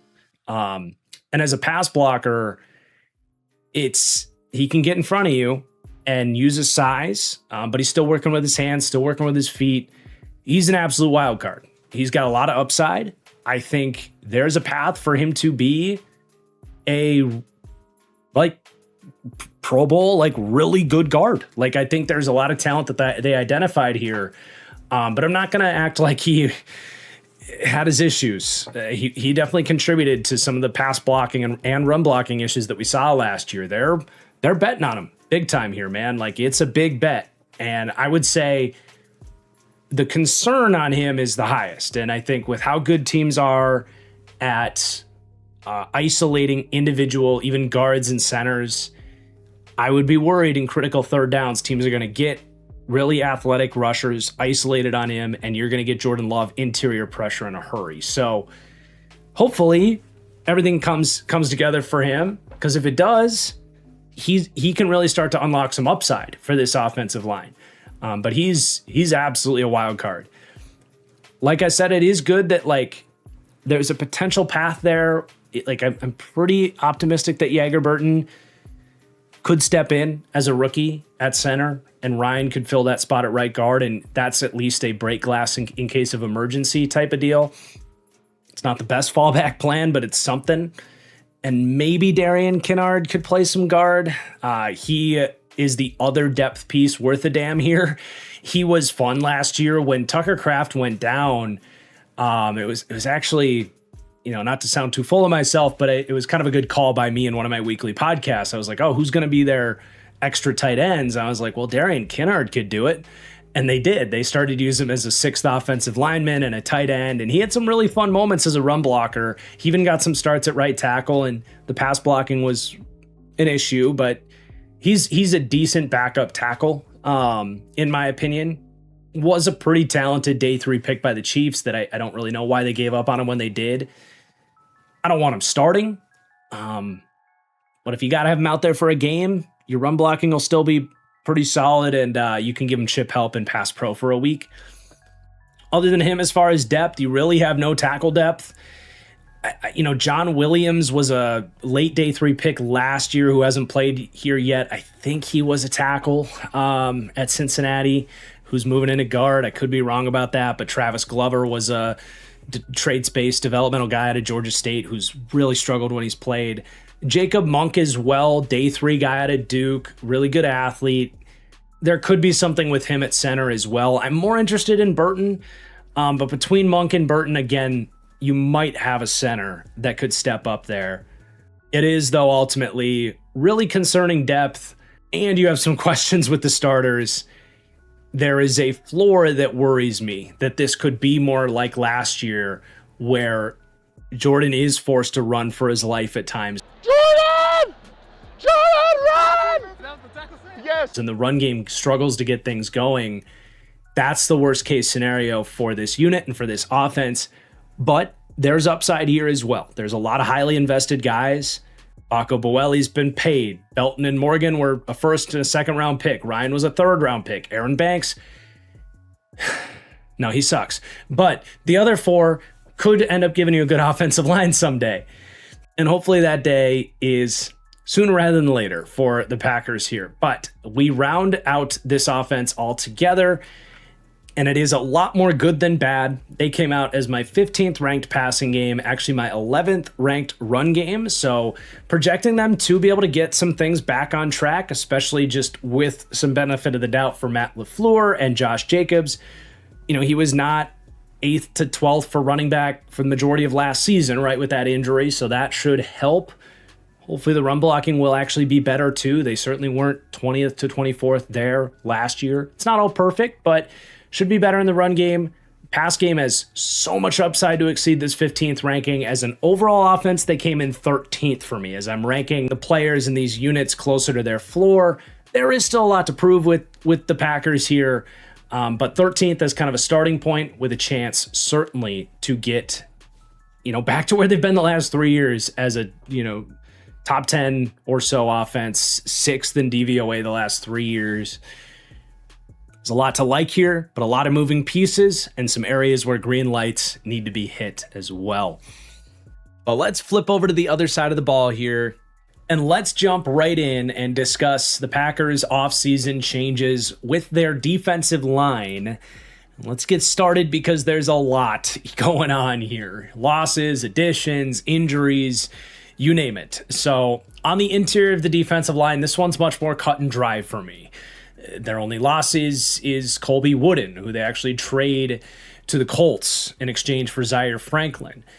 Not a huge loss, in my opinion. Just a developmental athlete on the inside of their D-line, though he did play 50% of their snaps. The additions are pretty substantial on the interior of the D-line.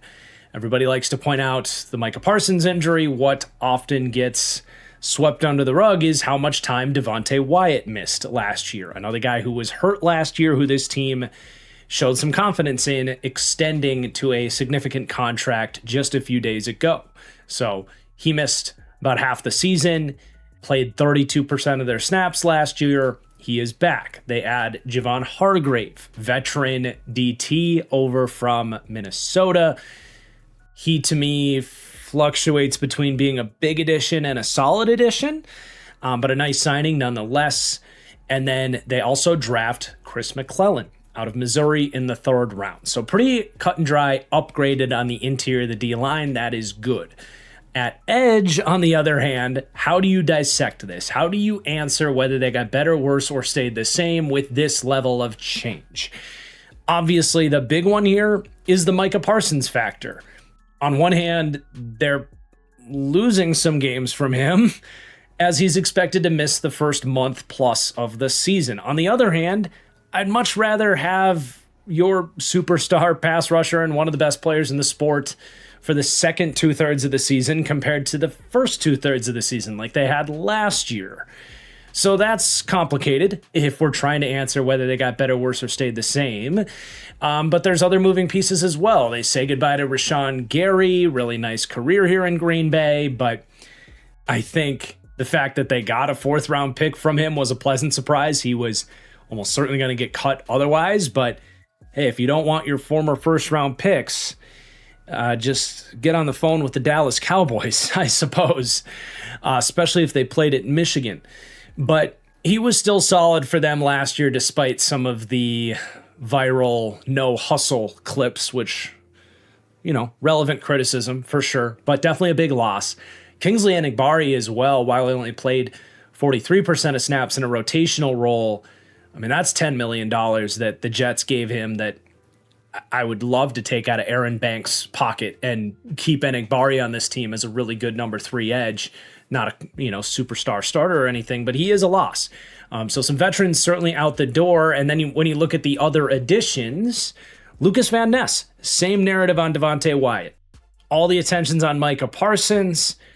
Few people are noticing that Lucas Van Ness having a really nice year last year in year 3. And then he gets injured. He misses a significant chunk of the season, only played a quarter of team snaps last year.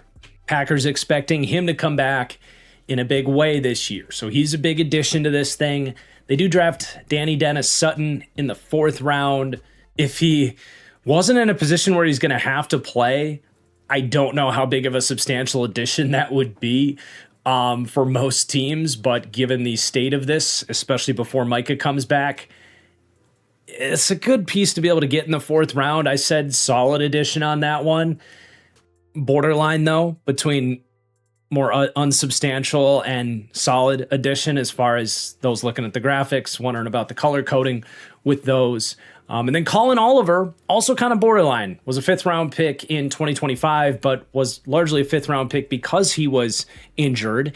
And he gets back like at the ass end of the season, played 3% of their snaps. For all intents and purposes, it was a redshirt season for him. And he's an interesting piece into the mix here as well. Obviously, all 3 of those additions are to some extent unproven. And those 3 alone are going to have a hard time replacing Rashawn Gary and Kingsley Enagbari. It all just comes down to me, to the Micah Parsons factor. And how do you weigh that? Obviously, for the first 4 weeks of the season, this is going to be downgraded.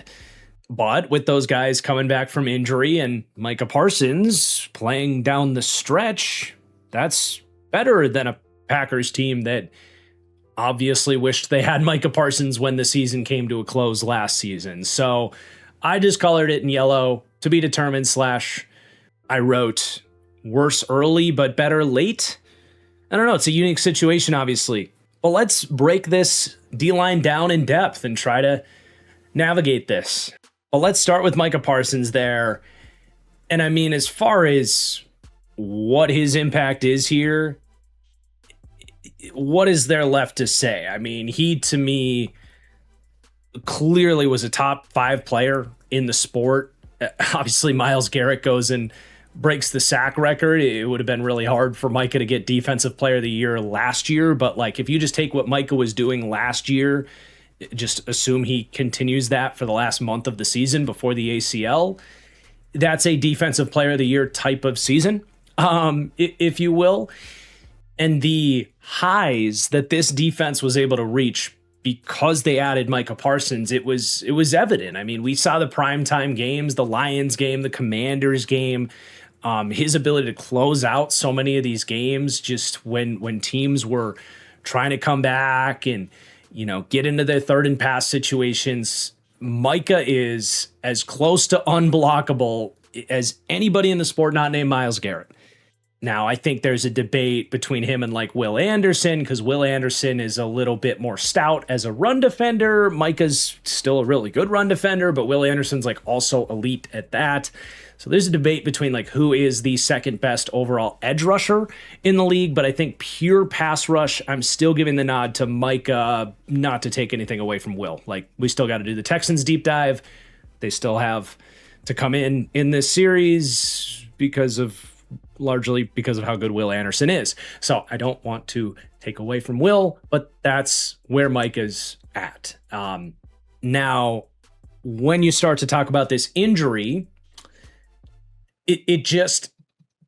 he has got to be considered one of the 3 biggest wild cards, I mean, for any team in the entire league. Like, league-wide, players whose performance this season will change the narrative of what the 2026 NFL season is all about, Parsons has to be like top 3, right? And that's including some quarterbacks.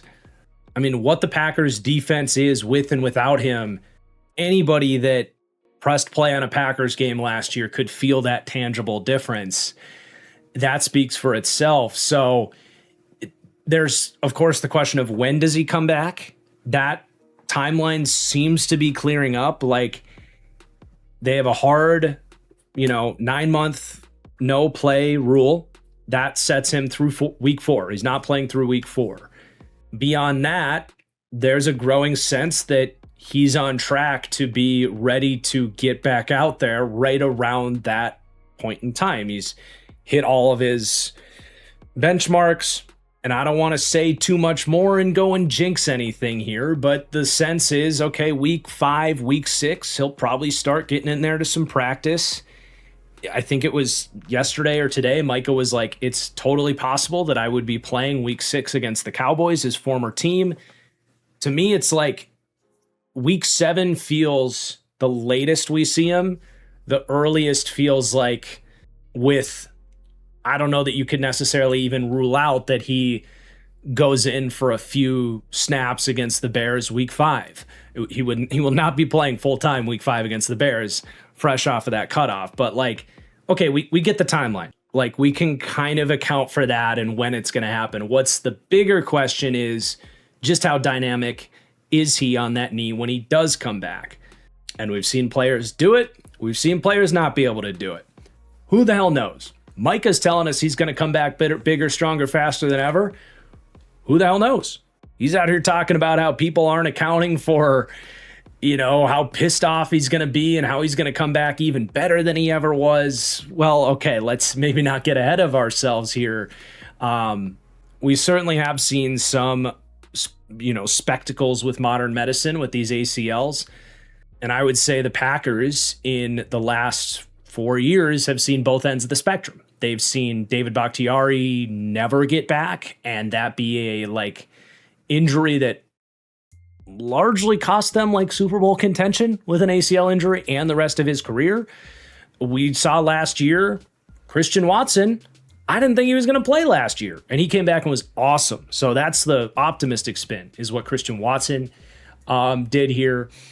I think with Micah Parsons especially, though, you got to be a little extra concerned, even compared to other edge rushers. And all edge rushers, you should be worried about an ACL. But Micah especially, like, his game, his pass rushing ability makes no sense at times. He hardly uses, like, normal pass rush moves, certainly not pass rush moves that you would teach to anybody else. Like, he just does shit that other edge rushers can't do. He's so quick. He has such good bend and explosiveness. The way he uses Euro steps and can just rip through guys.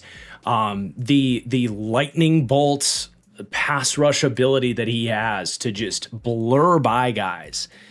It's a unique, explosive based pass rushing skill set. So his ability to get that back is everything for this Packers team.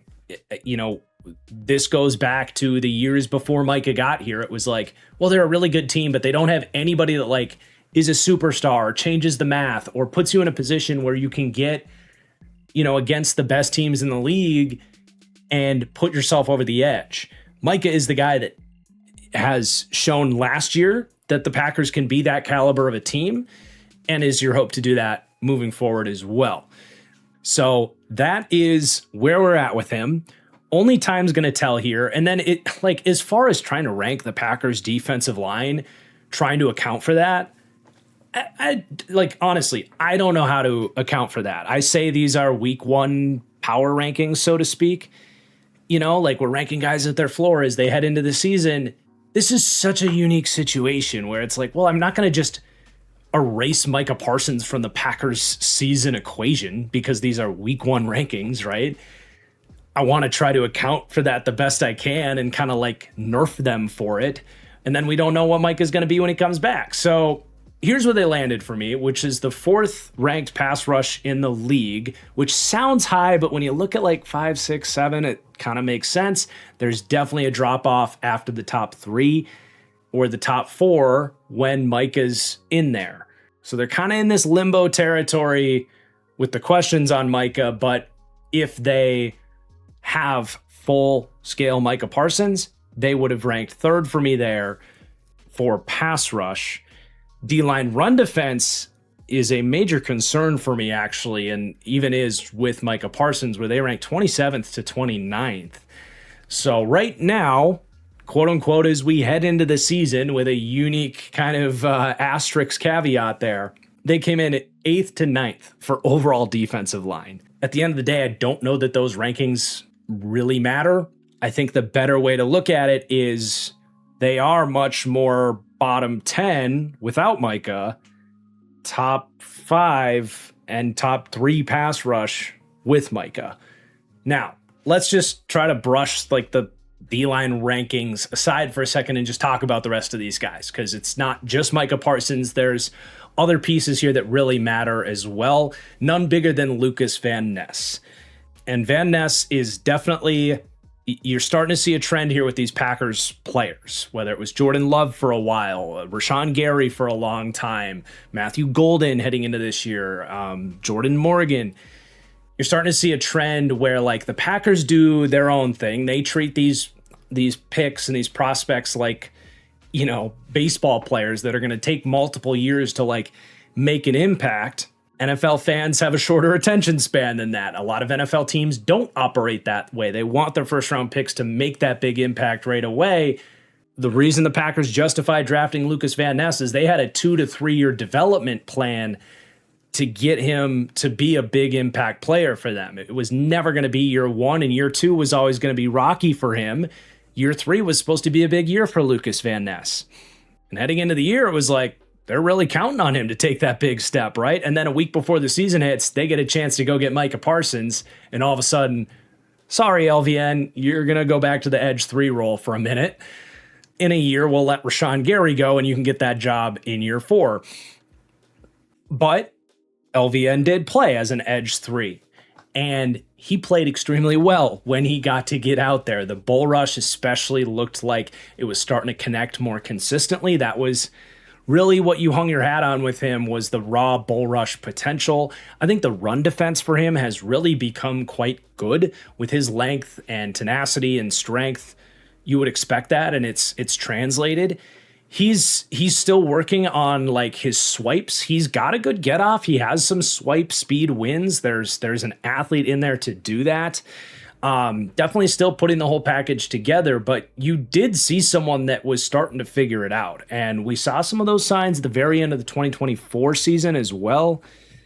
But last year, especially, I think what gets really missed on Lucas Van Ness is that he had the 22nd best pass rush win rate out of 130 players in third down sets. He was starting to win. He was starting to look like an impact, and he did make an impact. You look at like the Lions game that everybody got so excited about, the Packers team. Yes, it was Micah Parsons looking great, but it was also that those complementary pieces like Lucas Van Ness and Devontae Wyatt, who we still got to talk about, were playing really well earlier in the season too. And then really just at the point where he's starting to build up the momentum, week 6, boom, season's basically taken away. He doesn't get back out there till week 15, and he played well when he came back, man. He did. So I think a lot of people are just writing him off. He didn't get a ton of playing time the first couple of years. He was always a developmental prospect. You can argue if that's the right process for Green Bay, but he definitely has the height, length, speed measurables that you look for in a high-end pass rusher. That's why he was drafted where he was. And then year 3 last year, he was quiet, but not because he wasn't playing well. It was because he missed so much time for injury. So he himself has a ton of upside here heading into year 4. There's going to be a lot on his plate to be this team's number 1 edge rusher all of a sudden for the first 4 or 5 weeks of the season. And what an opportunity to kind of announce what he is. I think if he comes out and he's getting you 4 or 5 pressures a game, playing the run well, and kind of carrying this edge room, you're going to be stoked when Micah Parsons comes back. But there is a chance too that like, okay, he's been in a little bit more of a rotational role still. He's largely never been a starter. It was really just the last, honestly, 2 weeks of last season against Baltimore and Chicago in the playoffs, and he looked good. But those are the only games in his career he's played over 40 snaps. A lot of his wins do come as like a 4-eye, 3-tech lined up on the inside. Like I'm certainly not saying he's a proven superstar, but there was a lot to like from him last season, and this is definitely the big year 4 for him, where it is like shit or get off the pot type of year for him. Now they did pick up his 5th-year option. They like him. He's got another 2 years here, one way or another. I think there's reasonable ways you can, quote unquote, excuse away why this pick hasn't worked out to this point. But this year it's got to happen, right? So he's a big wild card on top of the Micah factor. After that, I just really wish this team would do something. And maybe that's a Josh Sweat trade where he gets reunited with Johnathan Gannon. At this point in time, that's not the case. Even if Lucas Van Ness takes a step up and can hold down the fort as a decent enough edge until Parsons comes back, you're going to have some major questions about that number 2 guy. I mean, you got Baron Sorrell.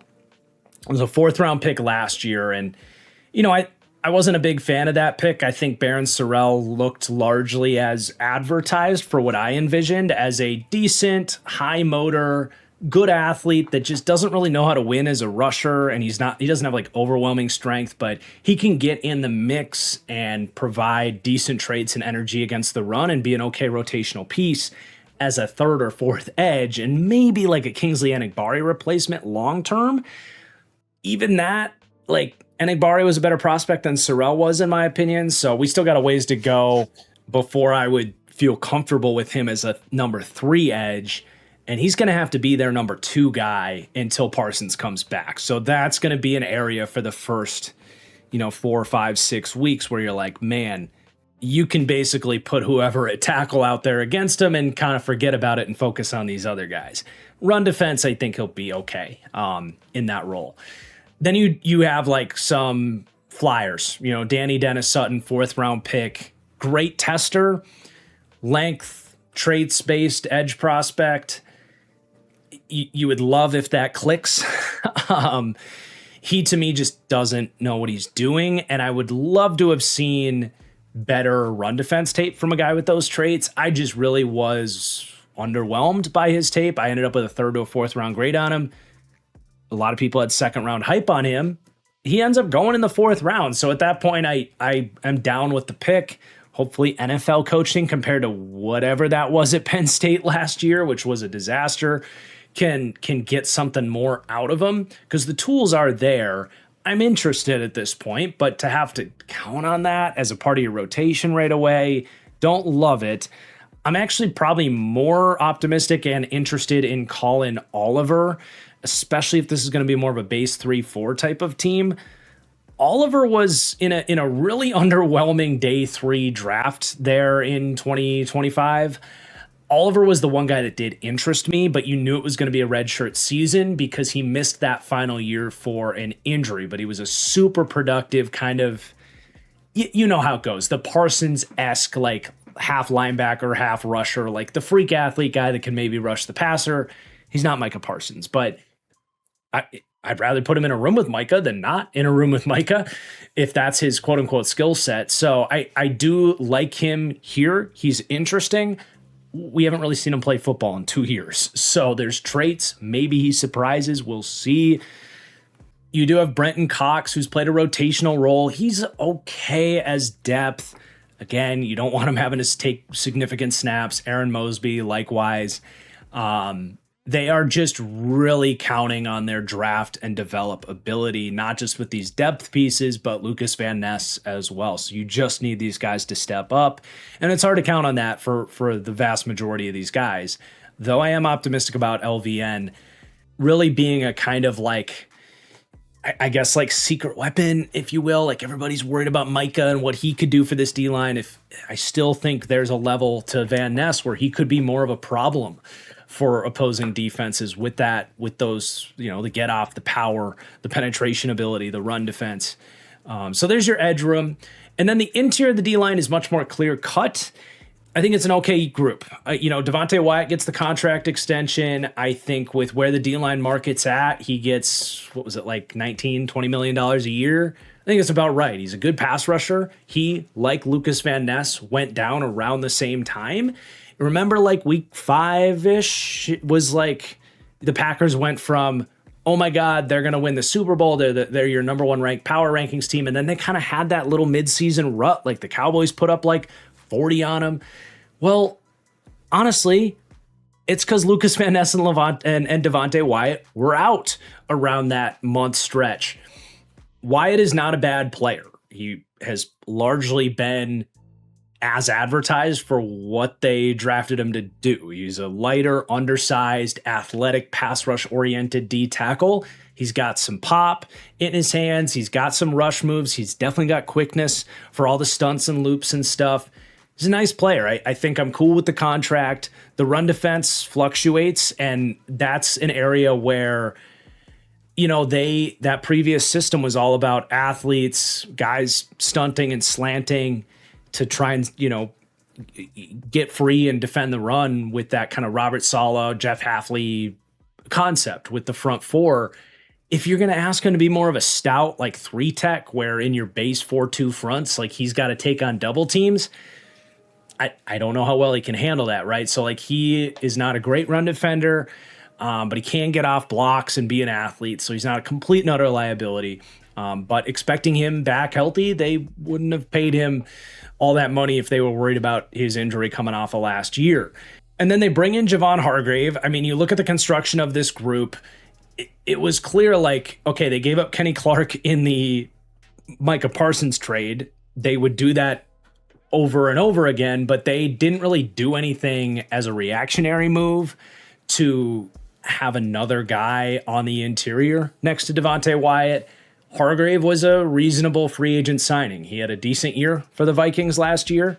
He's on the wrong side of 30. He's clearly trending downwards, but he's still a 35-40 pressure guy. He, like Devontae Wyatt, like his run defense isn't for a lack of trying. He just doesn't have a great anchor or play strength or anything like that. So he's not a big impact as a run defender like a Kenny Clark would have been. And if this team is really going to play base 3-4, I do question why you wouldn't try to go get more of a nose tackle piece those can be had, whether it was going to be in free agency, a DJ Reader, an Ashawn Robinson, Dalvin Tomlinson was with Johnathan Gannon down there in Arizona, someone with a little bit more run defense oriented mindset there. I'm very curious to see how that plays out. I am. If they want to just line up and hold the line as a schematic difference from what they've done with more of an athlete first scheme for run defense under Jeff Hafley, you could be back to like the Joe Barry days of just getting smashed up front and nothing to do about it. I think it's the biggest Achilles heel potentially of this defense, but can DeMarcus Covington, the D-line coach, and what they've done in the past, can they kind of bridge that gap and still play with that style inside of Johnathan Gannon's defense? It's going to be very fascinating because all these guys can play in that type of system, just not a standard base 3-4 odd front. And likewise with the depth, Carl Brooks is another, he was an edge at Bowling Green. He's a really interesting, hybrid piece. And there's even potential for him to play some 5-tech with Micah Parsons out and be more of a heavy-handed edge type for now. He's not a bad player. I like him as a rotational piece. He had a down year last year compared to what he did his first couple of years, but I think you know what you're getting there. He's a nice piece. I like the Chris McClellan pick. Very balanced defensive tackle with some really exciting flashes.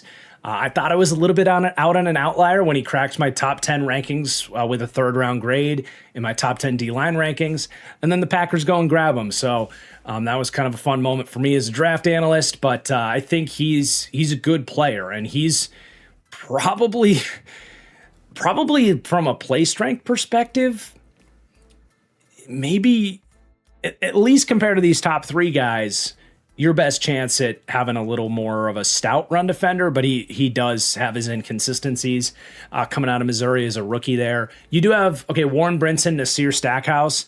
This is kind of your early down Georgia front.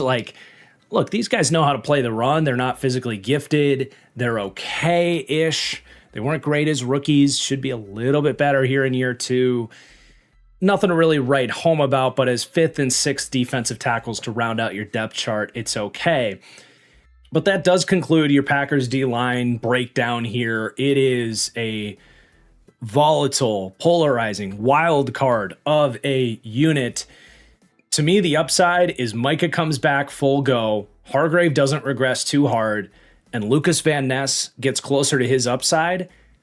To me, that is, at least from a pass rushing standpoint, a game-changing unit. We've got some pretty nuts pass rushes in the NFL right now with the Rams and the Texans, but after those two, that's probably where the Packers would land. The worst case is probably, Micah's maybe 70% of himself, still a good player who misses the first quarter of the season or third of the season, whatever it is, but you're not really getting a best-case scenario with Micah. Lucas Van Ness just kind of hangs around being just an okay player. I don't think Lucas Van Ness is going to just be bad. I don't think that's what his tape tells you.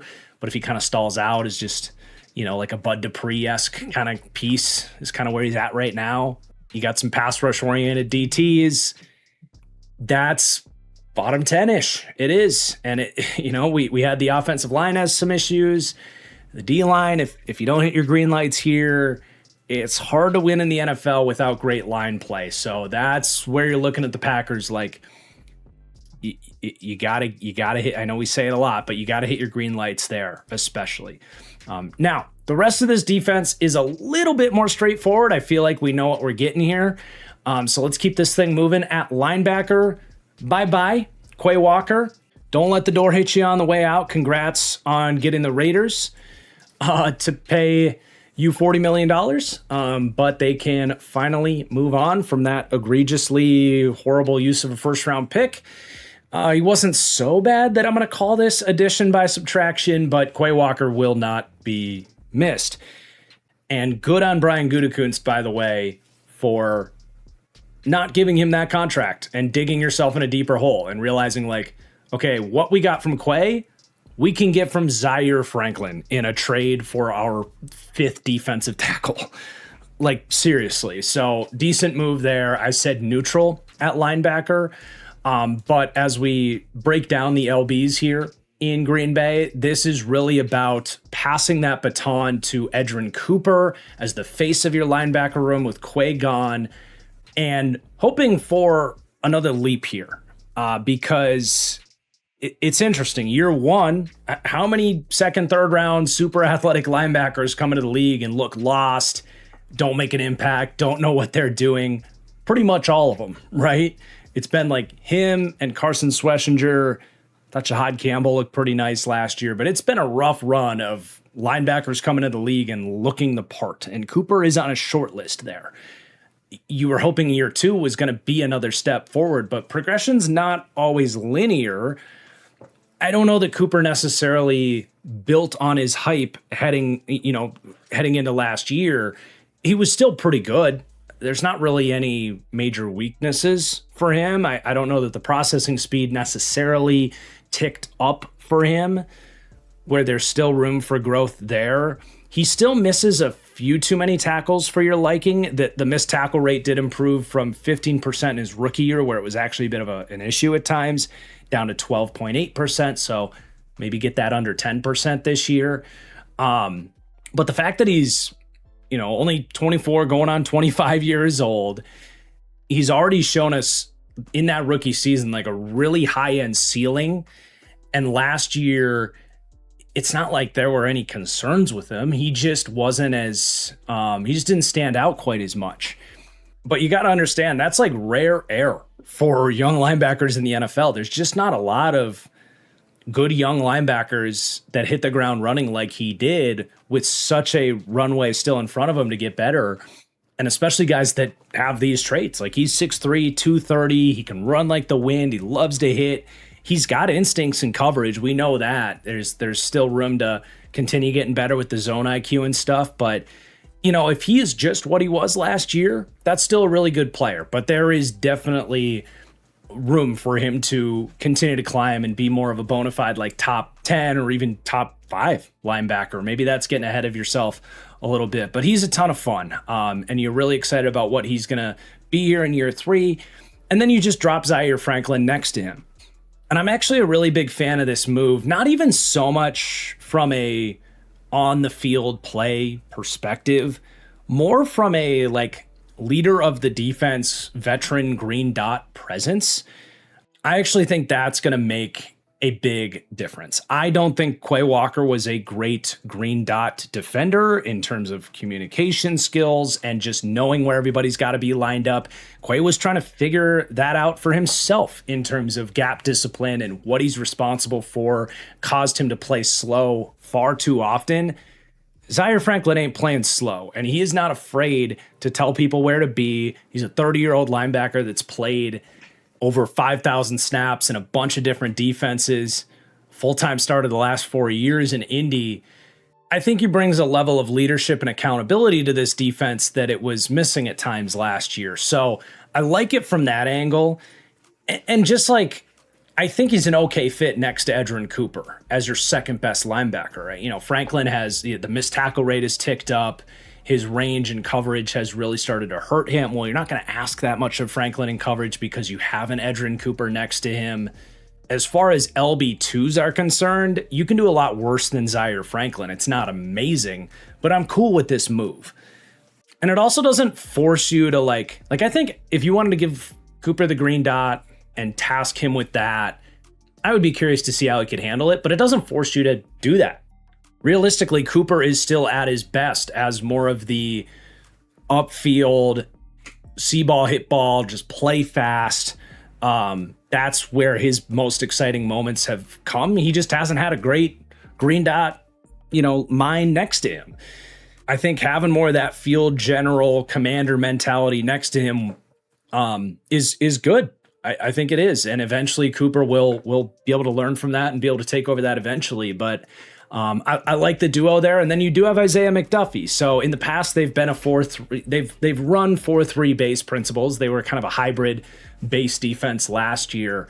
I do still think this team is much more well built for a, Saleh Halfley style 4-3 base defense. with Isaiah McDuffie as the LB3. So I am just, again, extremely curious how that all lands. And to me, McDuffie is a really good LB3. If they didn't get Zaire Franklin, I would be pretty comfortable with him starting next to Edgerrin Cooper. And I'll say it, I'm proud of Brian Gutekunst for choosing Isaiah McDuffie over Quay Walker in many ways. McDuffie gets an extension, and, he plays special teams, he plays fast, he's not a perfect player, he's had his coverage busts, and he's a little stiff out in space, he's not ideal, but he gives you some depth there. If you want to run a 4-3 base, you can stick him out there as a really nice LB3 in these packages. Really nice depth. And then you got Tyron Hopper, kind of a waste of a third-round pick, and I always felt like it. Did pick off Caleb Williams in a broken play in the playoffs, so had his really only moment as a Packer happen to come in his last game in the playoffs against the Bears, so that was cool. But he's an undersized guy that misses tackles and isn't overly athletic, so I never really understood that pick. Nick Niemann, to me, is actually more fascinating as one of these athletes that's been around the league and played a lot of special teams and learned a lot of different defenses. If they had to go to him, I'd be curious. I'm Nick Niemann curious, maybe. I don't know how many of these guys they keep beyond that. But for me, the Packers came in dead smack in the middle of the league. 15th to 16th for overall linebacker, 15th to 18th for linebacker run defense, 8th to 14th for linebacker coverage. Very balanced, respectable linebacker room with room to grow as well. Depending on Edgerrin Cooper's progression, though you got to be careful because Zaire Franklin has also been regressing as well. So maybe, a little bit of sliding bars there. Where does it land? But ultimately, I feel pretty confident in what we're getting here. Give or take a little bit of progression and regression. Let's go to the secondary, a unit that I also feel pretty confident in what the Packers are getting, though I don't know how much of a good thing that is. As far as offseason changes, they did make some changes to the cornerback room, which needed to happen. This was a really bad cornerback room last year. Nate Hobbs was a flop of a signing. He is gone after just 1 year on that contract. He played 30% of snaps and just struggled, man. I thought that was a good signing. I did. Didn't work out. And then they draft Brandon Cisse in the second round with their first pick in this draft. They also signed Benjamin St. Juste, who had a good year with the Chargers last year, to, I think, a 2-year, $10 million contract. So certainly not nothing. And then Domani Jackson in the 6th round as well. So I did say upgraded at cornerback. Really no change at safety, though, so staying neutral there. So as I look at this Packers secondary, I think they are in a better spot than they were last year with those investments, with Nate Hobbs obviously not working out last year. But it is still a concern, particularly at cornerback. Their safety room is nice, which we'll talk about. But you have a pretty big competition with this cornerback room, realistically between 4 guys. And I think this will be a committee approach. And I will say, I like the idea of having hockey lines with your cornerbacks. You don't always see it because it's tough to be 4 deep at corner. But if that's your approach, I don't hate it. Where you kind of pick 2 guys you like more than others, give them 2 drives, give the backups a drive, keep it moving that way. And then maybe once you get down the stretch, you pick the 2 guys that are playing the best. So the Packers are deeper at corner than a lot of other teams, outside corner especially. But I don't know that you have a single starter here that you would circle a lot of secondaries in the league and be like, oh yeah, that guy would definitely start on, a lot of other teams. You know what I'm saying? These are all guys that are fighting for a starting job for a reason. Right now, you're going to pencil in the more proven commodities of Keyshawn Nixon and Carrington Valentine, who were their 2 best outside corners last year. 2 very different players. You have the hothead Keyshawn Nixon, who has some instincts, some ball skills, some physicality to brings a little bit of energy to your defense, but it's not always bad. This guy is like a personal foul and a pass interference waiting to happen. He's undersized. He's not particularly fast within his coverage. He's a good return man when he plays that role, which I wish he could go back to just doing that.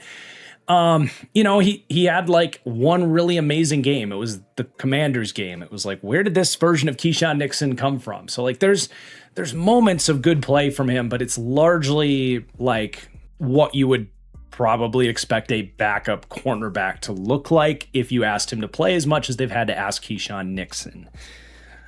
My hope is that he can settle in to more of a backup role and that these other guys look good.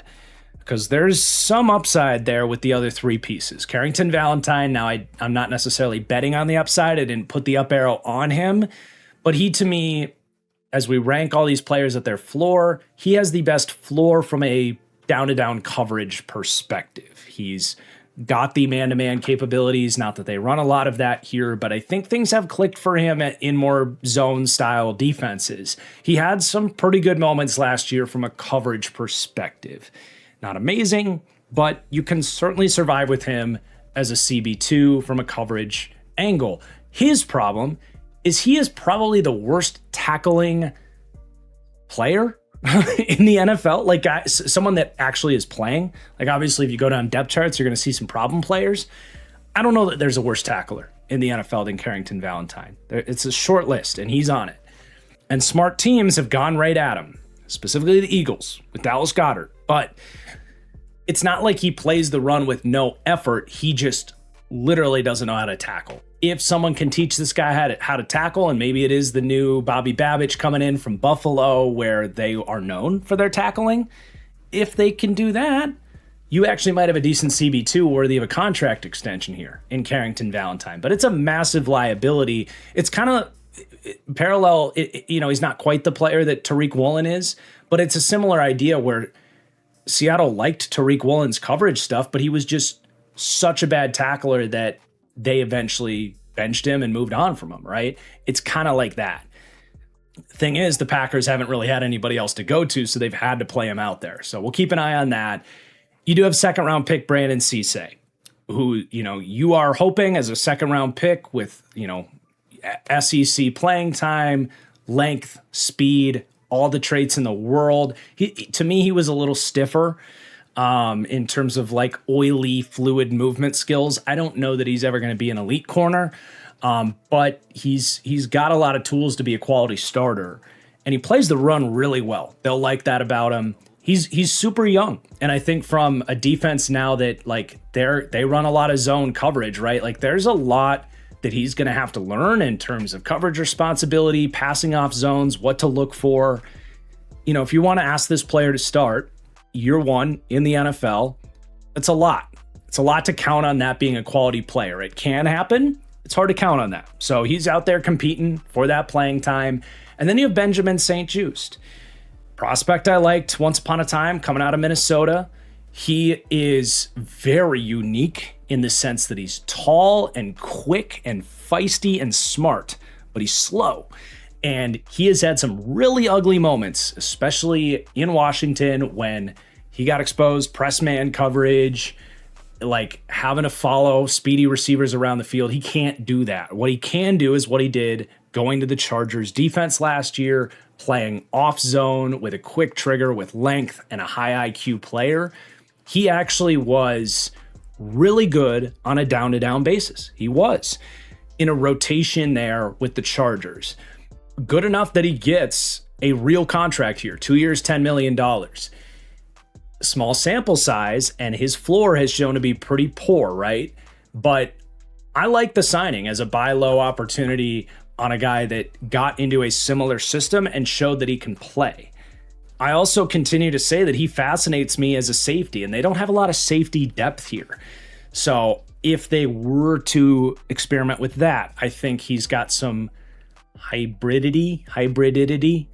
That's not a word, but he's got it if they want to put that on him. So again, you're four deep. St-Juste to me could actually prove to be something in line with like what happened with Rasul Douglas here, where he just finds the right scheme fit, gets a starting opportunity, and ends up being a pretty decent starter.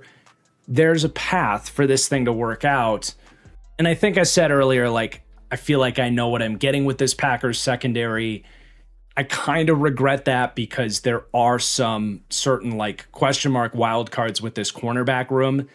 Overall, what I think I was saying when I said that is like, I don't think any of these guys are going to be like CB1 level guys. I don't. Cisse maybe eventually, like year 2, year 3, maybe we get to that point. Like a best case on Cisse is probably like what Jalen Johnson is with the Bears. We're a long way away from that. What I will say is that generally speaking, I think the floor here is reasonable. And I like that you have depth because injuries do happen. But that's not to act like this isn't a problem area for this Packers defense. And it was a reason that they were more matchup dependent last year. There's a reason that teams like the Cardinals and the Bengals gave this team fits last year, and the Cowboys, teams with like these really good receivers that could get open quick or win contested catches. Some of these teams just said, we don't care if you're going to get to our quarterback in 2 seconds. We're going to put the ball in the air and force these corners to cover quick and make a play on the ball, and they couldn't do it. There's definitely still a chance that that's going to be an issue for this team. I think they have a better chance than last year at eliminating that as a true weakness, but like they come in at pretty close to the bottom of the league, like 25th to 28th for DB coverage. It could be a little bit better than that, but I don't know that it's going to skyrocket up above that either. And I think it's a really healthy way of looking at the Packers defense. Like you're probably not going to consistently be at the level of like a Texans defense or some of these like true elite, like the Eagles championship defense a couple of years where you're good at every level and you're matchup proof.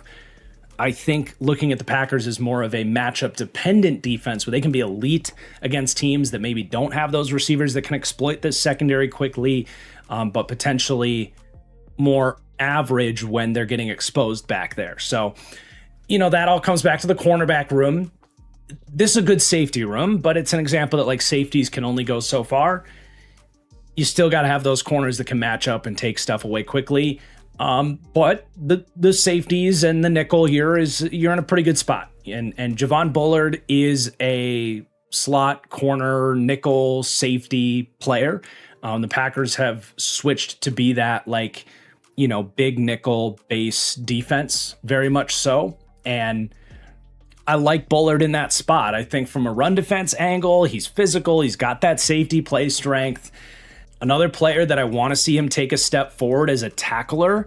Really excited to see what Bobby Babich can imbue for Bullard, who did a great job with Teron Johnson over the years. Because I think the missed tackle stuff is really probably the biggest thing missing with Javon Bullard from a consistency standpoint, because when you're defending all these quick outs and you got to fill the run, and that's like the core part of what you do, tackling consistency is extremely important. And he missed almost 14% of his tackles last year. And I know he's got it in him to be better than that. So that's a big thing to look at for him. He's got all the athleticism to be a really good cover player from the slot. I've never been like blown away by his coverage feel, but he definitely can hang. He doesn't find the ball very well. I don't think his zone IQ is great. I don't know how much better he's going to get there, but he is still young. He's not even 24 years old yet. So you never know what all is going to click. It's not like he was a liability in coverage last year. It's just more of he was a lack of an impact, if you will. But I like what they have there. I think it's pretty good slot corner play. You do have a couple other corners there. Kamal Haddon has a little feistiness, potential nickel depth. And then they did draft Omani Jackson. He's your classic like track athlete, height, speed, corner prospect, but just couldn't really figure it out at Alabama. I'm not really betting on him, but mid to late day 3, I guess. Why not? Just pretty low expectations with him. But then on the very back end, awesome safety duo, man. It really is. Neither of these guys are freak athletes or problems for your, scheming and guys that are going to like eliminate everything in coverage or anything, but they're right place, right time. They communicate well. They don't bust coverages. They tackle well. They fill the run from the back end. This to me is the definition of what you're looking for in a split safety tandem between Xavier McKinney and Evan Williams. Now, they're different level of players, and both these guys deserve some individual time here. Xavier McKinney is definitely someone that, okay, so like down to down, I don't think he's a lockdown coverage player. I don't, but he is a guy that absolutely can make good reads on the quarterback and end up with some impact interceptions. And historically throughout his career, he has had excellent hands to convert interception opportunities. We obviously saw that in his first year here in Green Bay as well. Ironically, last year, he and everybody else in the secondary, it couldn't catch a ball to save their life. And I think there could be some positive regression with what was dropped interceptions last year, especially in the case of Xavier McKinney. But just a really good player on the back end, and he's been a brilliant signing for this team and this front office, as has the Evan Williams pick. And I like to act like a smartass sometimes and criticize Brian Gutekunst, and I'll give myself some credit and continue to be a smartass for a second. Like, I've been largely right when I've been critical of Packers picks. Not in this case. Evan Williams is awesome. I was wrong. I thought it was a reach. I hated this pick when it happened. Now, obviously, they watched a lot more Evan Williams at Oregon than I did. I watched one game, as I tend to do with, late day 3 projected picks, and that's where Evan Williams was at. They went against the consensus to find this guy, and they were right. Perfect example of why 40 time can get overrated at this position. He's a 4.6 speed kind of guy. He's not the biggest guy. But he gets it. He is right in that like Aloe Gilman, I think very similar to like Kobe Bryant for the Bears, who I'm glad he's not done for the year, but just got hurt. But these, there's a handful of these safeties that get the most out of very middling physical tools. And that's Evan Williams. And honestly, last year, I didn't end up selecting him for it because it would have been insane, but it did catch my eye. I was trying to build my all-pro team and just look at like who had the best productive metrics for safeties, kind of racking up like a combination of TFLs, pass breakups, reception percentage allowed. And Evan Williams' name just kept showing up like within the top 10. Like he just had a really good balanced season. I don't think he's like a lockdown cover player in the back end or anything like that, but he shows up and he's a really nice complement to Xavier McKinney. So those safeties keep the floor alive for a cornerback room that is definitely one of the worst in the league. So those guys are a core reason why the DB run support grade is more top half in the league, whereas that DB coverage grade was 25th to 28th. They come out as the 25th to 26th ranked secondary overall. It is a wild card unit for me because of the uncertainty with what you're like, who exactly is playing at corner and necessarily what you get. But at the end of the day, I don't know that the range of outcomes for this secondary is particularly wide. I would be pretty surprised if this ended up anything better than like the 20th secondary in the league this year. So let's put this all together and discuss where I have the Packers defense ranked. And ironically, just like the offense, Packers came in 13th on defense. Though there's a dramatic range of outcomes here. I think this could be a bottom 10 defense in the league, depending on how that pass rush settles and everything we discussed there. I think this could be a top 5 to 6 defense in the league. I think at the end of the day, your cornerback questions, what we saw last year, it's going to be really hard to dramatically improve that in some of those matchups against teams with great wide receivers. But we also saw last year, teams that don't necessarily have the ability to exploit that will die, as long as Micah Parsons is out there kicking ass, taking names. The biggest thing that stands out is the 24th ranked run defense here. Very curious to see if the Packers regress in run defense without Jeff Hafley and a scheme that I think this D-line was really catered to, and what Johnathan Gannon does there. A good defensive coach would look at what they did last year and say, if it ain't broke, let's not try and fix it. Gannon, though, has historically been a base 3-4 kind of guy. And I just don't know that this front is stout enough up front to play that type of style. So we'll see on that front. But as we start to summarize everything here, I do think this is the first time in deep dive history that a team has received the same ranking for the overall power ranking, the offense, and the defense. 13th across the board for Green Bay. The special teams, on the other hand, couldn't quite keep up, but they did actually come in 15th for special teams. I use a formula here for special teams, and it was slightly favorable for the Packers. They were 19th per PFF team grade, 21st per DVOA team grade. They did some stuff well, according to those sites, for special teams last year, despite the catastrophic collapse moments that they do have at times.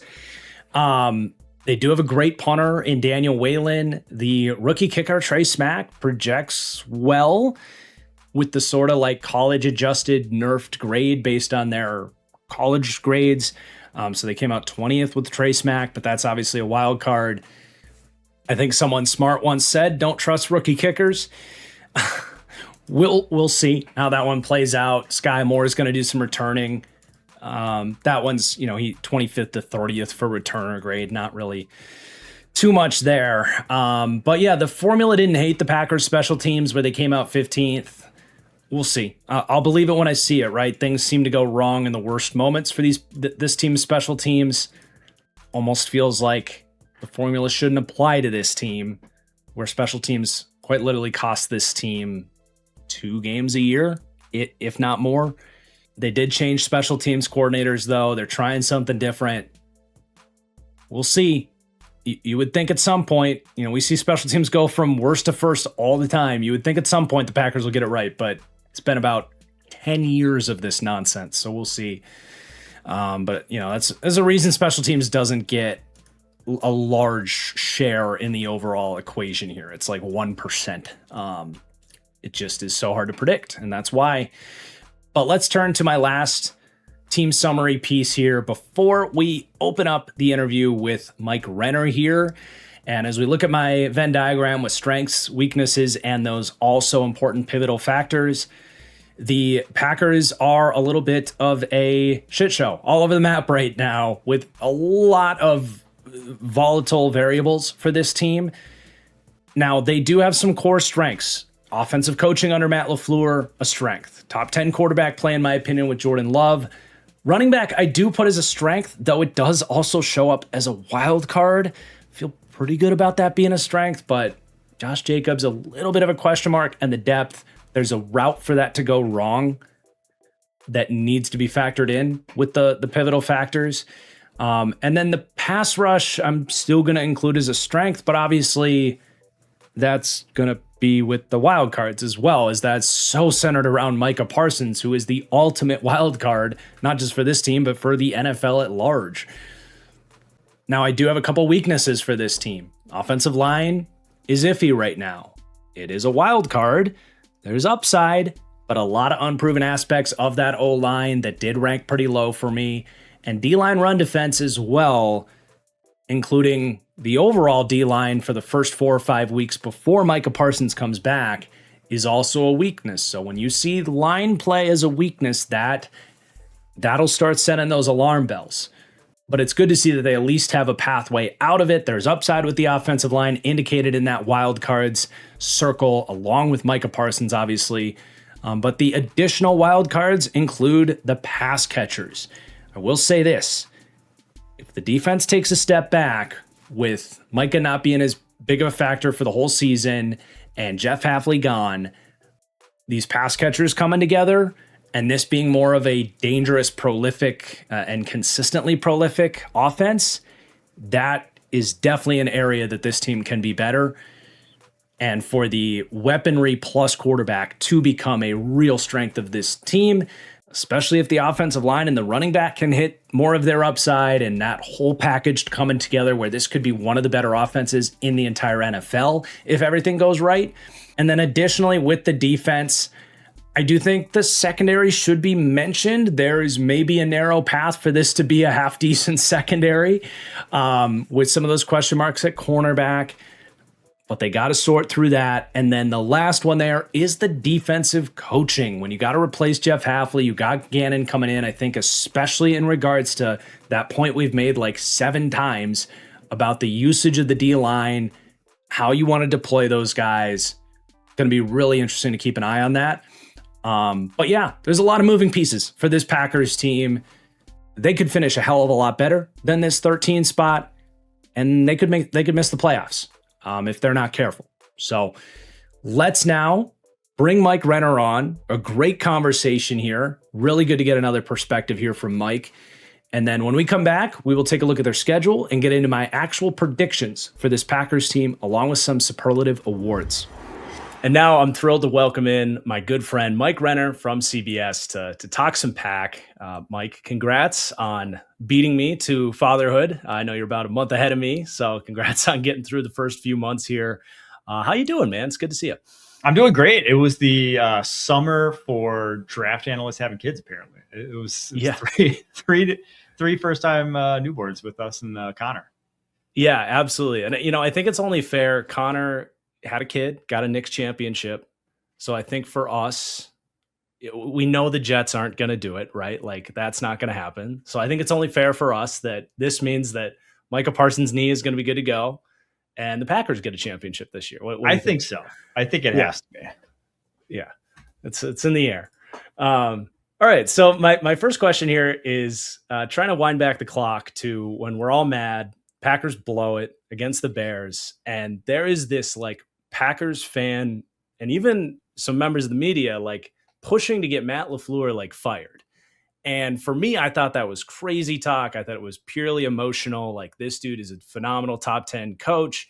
But I can understand, there's a whole other side to being a coach that's not just being a great play caller and elevating an offense. I don't think everybody's like completely in the wrong to bring up some questions about leadership and accountability. So I'm curious where you came in when all of that was happening.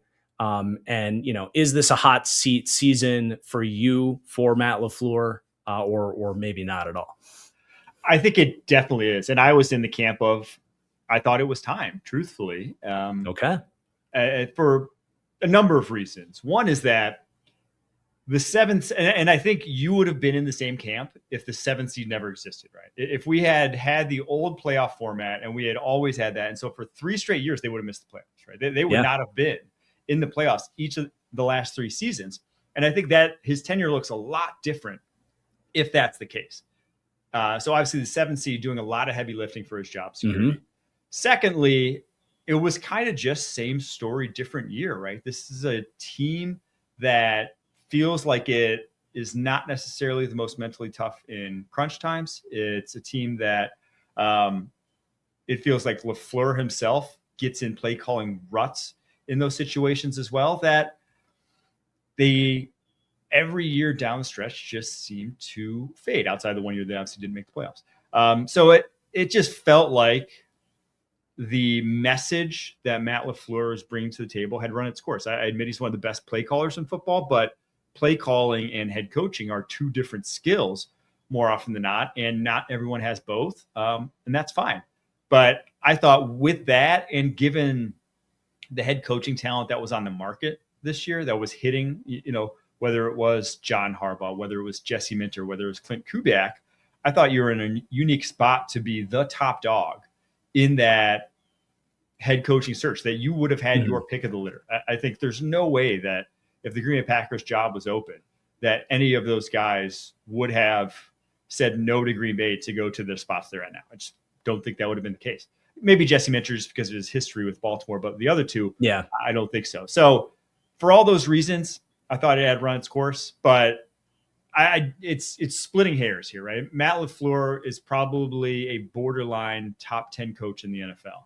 To win Super Bowls, you kind of need like a top 5 or 6 coach in the NFL with this roster right now. So it's just, you'll be stuck in this good, not great tier, and maybe it changes. Maybe he catches a second win. Maybe he evolves as a head coach. We'll see. But I do think that it felt like the right time. And if it ends similarly this year, I think it will be the right time. Like I said, I do definitely think like there are real things to bring up, like the inability to get the special teams under control, and like some of the hiring decisions they've made have just completely backfired at times. Now they did get it right with Jeff Hafley. I'm going to ask you about Johnathan Gannon in a second. For me, it was just like the timing to me, I wasn't comfortable with, because I feel like Jordan Love for the first time had, and I'm going to ask you about Jordan Love in a minute too, but I feel like Jordan Love finally had like really a season where there weren't a lot of hiccups. Like things are really coasting on that front, but you had all this, receiver injuries and Tucker Kraft goes down and Zach Tom's banged up heading into the playoffs and all this stuff. I'm just like, they're so close that I'm not ready to rock the boat with the offensive foundation quite yet and risk losing that like great play caller, that great play designer. But I do tend to agree, like, yeah, especially like if the offense is good again, I would be more comfortable with someone else kind of coming in and like, steering that ship and keeping things going with how well the offense is playing. And then, yeah, hopefully get someone that can get all the other coaching stuff in line. But it's very fascinating. I'm glad we got your opinion on it, because it's definitely, a little different than how I felt after the year. But anyway, we're interviewing you, not me. Johnathan Gannon is the hire for the defensive coordinator here. What were your thoughts on that, and how do you think he's going to maybe change or tweak this system, if at all? I don't think it's going to differ much, truthfully. I think that's why they hired Gannon in the first place. And when you look at kind of like, they both specialize in split field zone coverages, is kind of their bread and butter. Hafley trended more towards a lot of cover 2 stuff and its variations. Gannon trends more cover 4, but there is a lot of crossover between the two. And Hafley may have just done that simply because he had a lot better safeties in Green Bay than the cornerbacks. And it's like, that's cover 2 stuff will put more on the safeties plate as opposed to the corners. It'll protect them more. So that may be why they did that, a little more disguising on the back end, whereas Gannon is a little more static in that regard. But it's going to be, for all intents and purposes, for these positions there, for the talent on the roster, it's not going to feel too differently in what they're being asked to do. Neither blitz too much. So, Edge Cooper, this isn't all of a sudden going to be the year where he's double-digit sacks. He's still going to be a cover first player. I think maybe the biggest difference is going to be their DTs, a lot more 3-down fronts, as opposed to what they were doing last year with Hafley, which is just 2-down, undersized, muck it up, slant stunts, things of that nature. I think you'll see less of that, but maybe not, because again, that was a lot of the fact that you didn't have any big DTs, especially when Devontae Wyatt went down. You had undersized defensive tackles, so you had to figure out a way to get it done. So we'll see. But I don't expect too dissimilar from like a high level. It might feel very much the same defense as we saw a year ago. Yeah. One thing that stood out to me about Gannon is like, he's always been really good at scheming up blitz looks and like getting those manufactured pressure or, the phantom pressures. He doesn't use them a bunch, but he's a good, effective. Yes. Yeah. Same thing with Hafley, where it's like, we're not going to blitz a bunch, but when we do, like, you're going to have no idea what's coming. Like, he brings that same trait, which I'm really excited about. Definitely love that you brought up like the fronts. I think if they don't do what Hafley did, it could be a problem because I think the scheme did a lot of heavy lifting for their run defense last year. So that'll definitely be something to keep an eye out for. But yeah, we see that pretty similarly. And then, let's talk a little Jordan Love here. I kind of said earlier, like, I think last year was the cleanest he's played from start to finish, outside of a couple inaccurate, throws in the first couple weeks of the season, really. But I'm curious, like, it's quarterback rankings season out there on the internet right now. So I'm curious, where would you rank Jordan Love right now? And what do you need to see him, if anything, get better at next year? I had to obviously do this. Everyone, I feel like, in the media has to do this every offseason. Yep. Everyone has to rank. It's a rite of passage. I put him 10th in the NFL. I think that's, I think his ceiling is higher. I think his floor is somewhere in the neighborhood of 12 to 13. Like he's proven himself to be a above average, considerably above average, in my opinion, quarterback in the NFL. Like, no one's mistaking him for the guys in that mid-tier range of quarterbacks in the league by any means. But and consistency, a little bit more playmaking with his legs, I would love to see. I mean, he's not a bad athlete, but he just feels like he is very hesitant to use that athleticism. And I think those could improve, especially with, it's hard to really nail him for last season when the O-line was so banged up. He's throwing to, a cornerback on 4th downs out there in Bo Melton. And it's like he didn't have a consistent supporting cast whatsoever. So for some games where it looked bad, it's like, well, the offensive line was terrible that game. And he's, again, throwing to 4th, 5th string wide receivers. So I do wonder if the offseason plan of kind of tightening up this wide receiver room saying goodbye to a couple good wide receivers was just because Jordan Love can now get rapport with a trio that is there every single down, as opposed to throwing to a new guy first down, second down, third down. So I think there is, again, more developmental meat on the bone. We've kind of seen more from him every single year, even if last year there were some games where it's just like, man, he went in the tank. But that was, again, I think a lot of the problems started up front last season when he did have those bad games. Yeah, we're eye to eye on that. I also have him 10th, and that's probably going to sound a lot like my Jordan Love segment too. I agree with like all of that for sure. All right, so let's talk about one of the pieces I'm most excited for this year, Matthew Golden.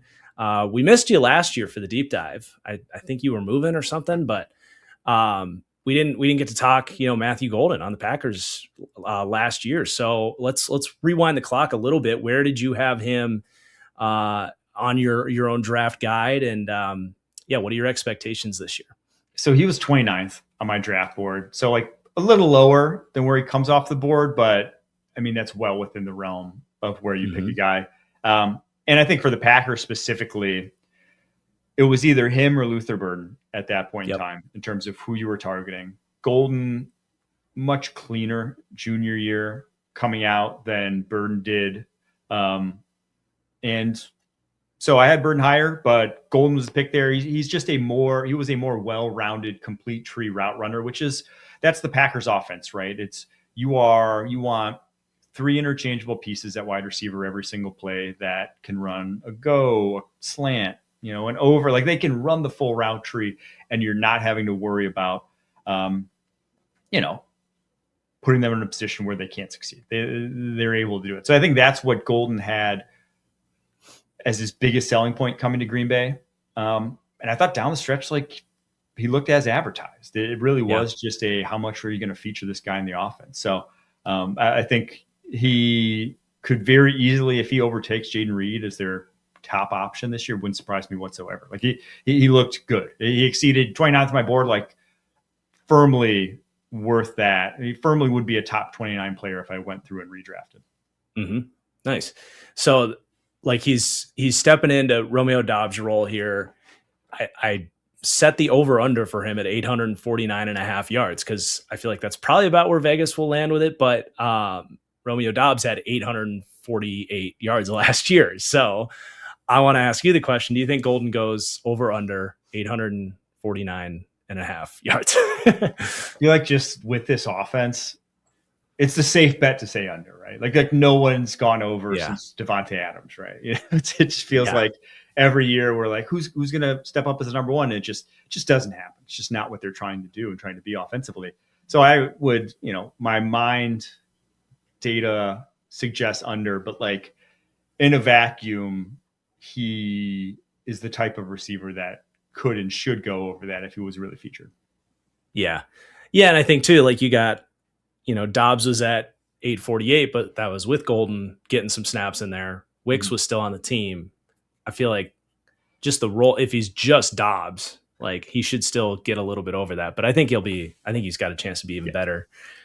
Certainly less drops than Dobbs had on and off. Although Dobbs was a beast last year. I gotta give Dobbs. He really put it together. He had his best season for sure. Yeah.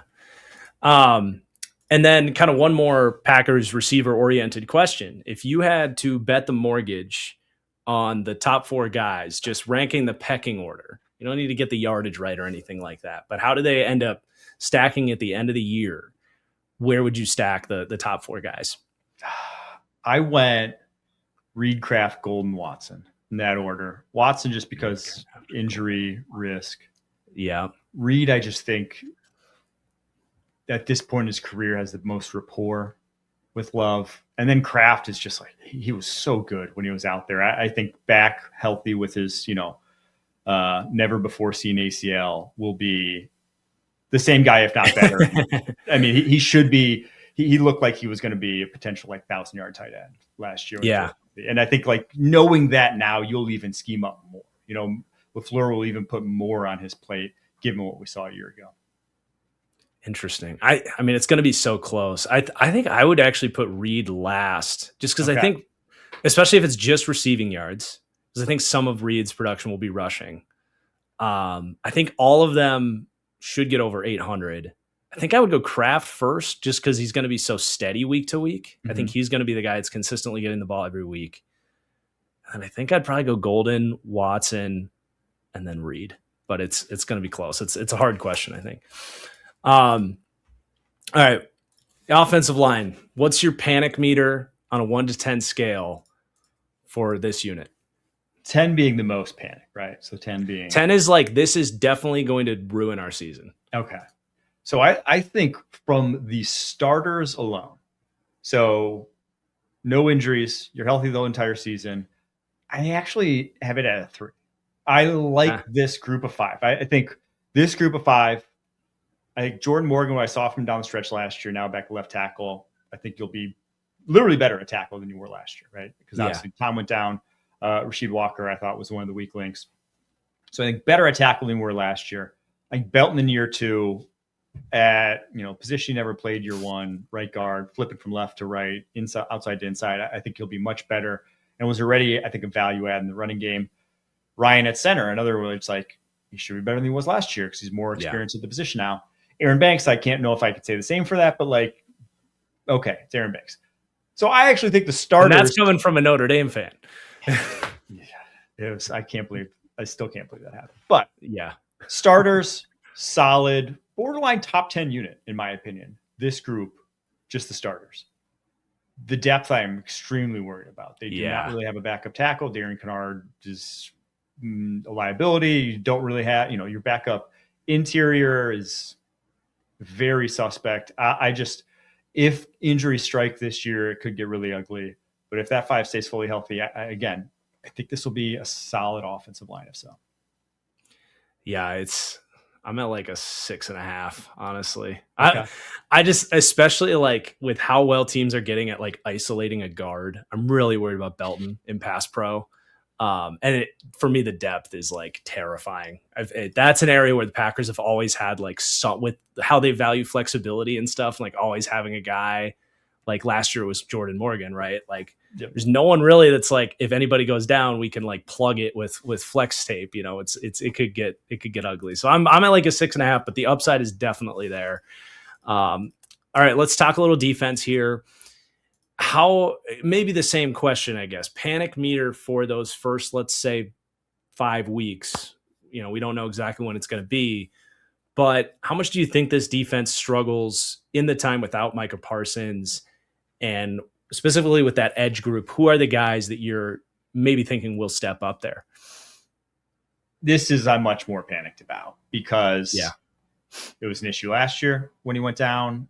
They just, they traded away one of their best pass rushers. Even if Rashawn Gary was probably definitely not worth what he was getting paid, he's still somewhat effective. Now, I don't think they face too many world beaters offensively. It might be their saving grace, right? Mm-hmm. You start Vikings, Jets, Falcons. It's like, okay, 3 weeks where you haven't faced the top half of the NFL offense probably. So that's maybe the only thing. But then once you get to Bucks, Bears, Cowboys, if he's not back by the Cowboys, not back by the Cowboys game, it's like, yeah, you're in real trouble there. You're in real trouble. It's going to be a repeat of last year. Yeah. Yeah, right. They put 40 on us with Micah Parsons. Yeah. So I am definitely worried about that. I think this is a top 10 defense with him. It's probably a below average defense without him. It can still win games. It's just you are going to have to manufacture a lot of pressure. They don't really have a ton of one-on-one winners, but let's see. I think Devontae Wyatt was obviously got rewarded. He was fantastic before injury. I think Lucas Van Ness turned a corner in a big way last year. Now, a big way from being horrible prior to that, but like turned a corner to at least looking like a competent starter that we kind of always knew this was going to be the case. It was going to be a long time. So year 4, I think he's the guy that I'd look at where it's like, if he turns into a difference maker, kind of the way Rashawn Gary did by this time in his career, okay, we have a completely different story here. But I do just think that they will. I mean, Micah Parsons is 1 of 1. Like you're going to miss the fact that he speeds everything up for opposing quarterbacks. So yeah, it's just not going to be. There's just no cobbling it together without a guy like that. And it also kind of sounds like, because obviously that question gives you the opportunity to wax poetic about Danny Dennis Sutton. Sounds like you were more closer to me. We're not really expecting much from him. No, I mean, he's a rookie day 3 pick. I thought it was great value where they got him, but he was not a pass rushing aficionado at this point. Yeah. Just yeah.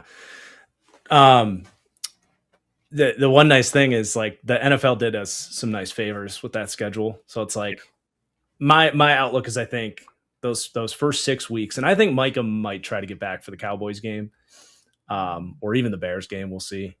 I could see him maybe getting like 10 snaps against the Bears, maybe coming off the pup. But yeah, like just go 3-3 and then have a good, last 2/3 of the season. I think that's doable. But I wanted your draft takes on the first 2 picks there. So Brandon Cisse and Chris McClellan, and your expectations for them in year 1. So where they were at on my board was pretty much identical to where they got drafted. Cisse was 51st. He went 52nd. McClellan was 80th. He went 77th. So I guess I expect them to be, like the 52nd and 77th pick. There you go. I thought Cisse specifically was a great scheme fit. He was a much better zone corner than he was a pure man guy. And again, he's super young. Packers like young guys. He was 20 years old, I believe, on draft day. But you saw his burst, his closing ability, his length really show up as a tackler around the line of scrimmage or in zone coverage, breaking on, from off to receivers. So I think that's going to fit great. Like that's a guy who I think could very easily take one of those starting roles because of that. Now, easier said than done, right? I mean, they have guys who have been in this defense a long time, even if it is going to be a new defense. But I do think that he has just incredibly talented guy, just could have come back to school and made himself more money, but chose to come out and be a second rounder. McClellan, just something they don't have, right? He was a true big body who can fill the nose tackle. I don't think he's just a fat boy nose tackle. Like he's a little bit more versatile, kind of in the way a Kenny Clark was, and that he can be a 3-tech too. He's just a do-it-all sort of defensive tackle. I just didn't think he was anything special in either regard. You just needed a body to fill that interior, though, who could take some snaps on the nose. Yeah, I was a McClellan guy, but I mean, it sounds like you were too. Like, and the Packers, like, it's funny. There's some of these prospects we just see like so eye to eye on. I'm excited for Cisse because like I feel like they had him in a ton of bump and run stuff at South Carolina, but he comes out and has like really good like agility testing and the explosive numbers, which could indicate like really good upside as like an off zone corner. It's not like he never did that in college, but that's going to be something to keep an eye on. All right, last couple of big questions here. Over under 9.5 wins for the Pack.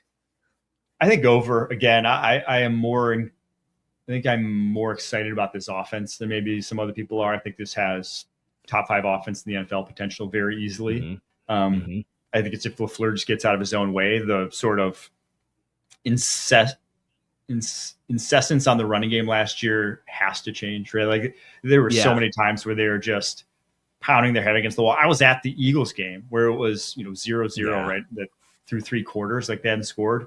And it's just like, if you were down 2 scores, you would have changed something. They just didn't change a damn thing.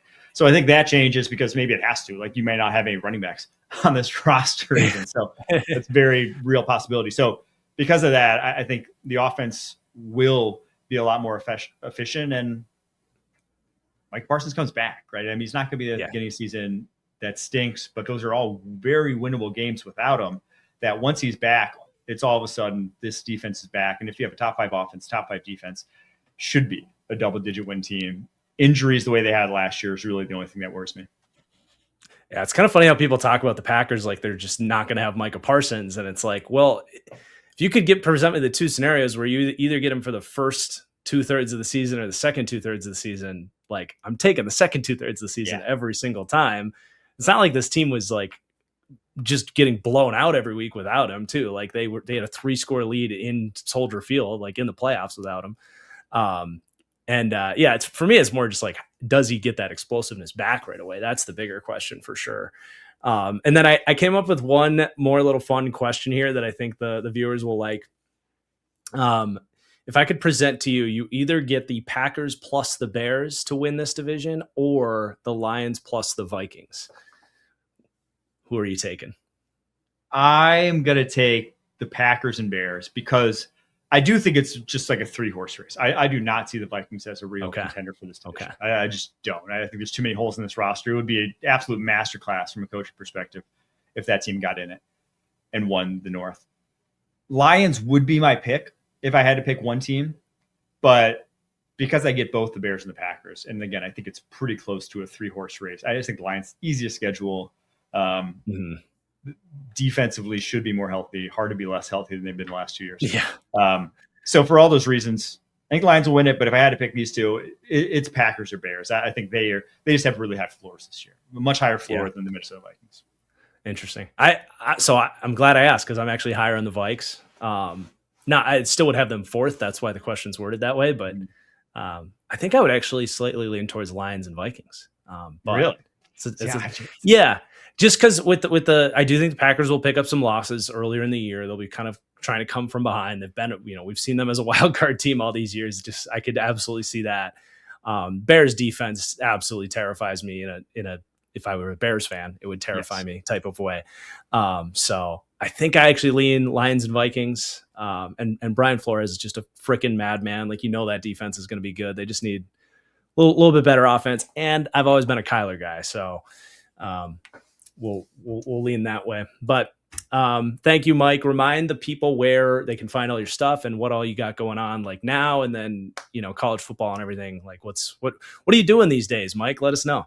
Yeah, check me out at X at Mike Renner _. I have my 2027 positional rankings coming out. I already have a handful of positions out. Going to do all those through preseason. So check those out. And also I do scouting for the Shrine Bowl. And so we do, I don't know if we're doing weekly calls for that again, but we do some content off of that. And I'll be talking about prospects all throughout the season. It's what I do. Hell yeah. All right, man. Thanks for doing this. And thank you, everybody, for watching. So a huge thanks, as always, to Mike Renner. Always fun talking ball with Mike here on the channel. But let's finish things up. We're going to take a look at this schedule and this volatile Packers team. And what am I actually predicting for this team? So I will say this. Some schedules are more important than others. Probably the most important team to really break down the schedule, especially the early portion, because of how different this team is with and without Micah Parsons. And the NFL does seem to have done the Packers some favors. You get, at Minnesota is not easy, don't get me wrong, but it's winnable. It is, especially Kyler making his first start. They're coming out of this camp battle, splitting reps. Not saying it's a given or they should be favored, but it's far from their hardest game. Then you get the Jets and the Falcons, who just lost Jalen Walker. And you go to Tampa Bay, who's a good team, but it's not like you're being asked some of these other games on the schedule. You're not being asked to, go play the Rams or play the Texans there week 4. And then they get a couple of home games against Chicago and Dallas. Good teams, but reasonable with them getting those games at home at that point in the season, with Micah flirting with coming back around that time. Can they split those two and split the first 4 games and go 3-3? That feels very manageable for this team. I actually think they can go 4-2 in that stretch, because I'm actually really optimistic as we're starting this is more of a predictive segment. I think this offense is going to cook, man. I really do. You do have some questions about the O-line, but look at that schedule. Those are not fearful D-lines at all outside of Tampa Bay, and even Tampa might have to trade Vita Vea. I don't know that that's going to happen, but I think they can start 4-2. And then once you get to week 7 and beyond, if you're starting to roll and the offense looks good and now Mike is coming back, I'm vibing with that team. I am. And I think predicting the Packers really just comes down to, do you think Micah Parsons is going to come back full strength? And I do. I really believe in his work ethic and the way he's talking about this thing and his recovery to be one of these positive stories about guys coming back from ACLs that we've seen in the past. Now, it's not like they have an easy schedule from that week 7 point onward. You have at Detroit, you got at New England, you got to host Detroit, you have Houston, you have the Rams, you have some really hard games in there. You're not going to win all of them. But I do think this is going to be a really, really good, dangerous football team, especially down the stretch. And I think they can handle good teams and definitely take care of some of those easier opponents that they will face. So I said 11 wins for the Green Bay Packers. If they had a harder schedule to start the season, I would be much more pessimistic. If they had to face, Houston and the Rams and maybe the Bills or Detroit in those first 6 weeks, I'd probably be more looking at 8, 9, maybe 10 wins. But I really think that matters and is going to bode well for this team in the end. And that's why I went with 11 wins. I was teetering between 11 and 10, settled on 11. Now, as far as floor versus ceiling, I still think their floor is pretty damn high at 8 wins. You do have a lot of question marks here. You're still talking about a Matt LaFleur offense with a lot to work with on that side of the ball. 8 wins feels reasonable as a floor for me. I think the ceiling is 12 wins. If all these green lights come together, this can be a legitimate Super Bowl contender, one of the best teams in the NFL. Not a particularly easy schedule. You're going to pick up some losses in that sense, but I think 12 wins is best case scenario. Now, I will say, depending where you look, their Super Bowl odds, this is the first team where I think it's worth bringing this up because right now on FanDuel, they're 14th to 15th in Super Bowl odds, 22-1. I think they're upside. And maybe it's just because they're in the NFC and they're going to have to go through the Rams and like all these NFC teams are just going to be lower. But I mean, the Packers were Super Bowl contenders when Micah was healthy. I don't think it's crazy that they could get back to that. And 22-1, I mean, I am seeing them at like 16-1 as a top 10 Super Bowl odds team and other places too. So kind of depends where you look, but I do think there's some value there. And I even like that more than like division odds, just because with the Micah injury earlier in the year, like there's a chance that they're more like trying to get into that wild card as the season progresses, as opposed to these other teams with easier schedules winning the division. But definitely worth bringing up for that team. And we're going to continue to discuss yay or nay on Super Bowl odds for a lot of these teams, I think. Let's do our superlative awards, and then we'll be on our way with the Green Bay Packers. So, team MVP, which I don't pick quarterback for this award, I'm going Micah Parsons. If I'm optimistic that this team's going to win 11 games, it's because Micah Parsons comes back and does his thing. That's pretty straightforward, but he is obviously the biggest wild card for obvious reasons. So those are my top 2 superlative awards there. And then we have breakout offense. I mean, come on. It's Matthew Golden. He is maybe the breakout offensive choice in the NFL, given how his narrative has kind of played out to this point and how people are so low on him. It's an easy choice. I'm very high on what he's going to do this year.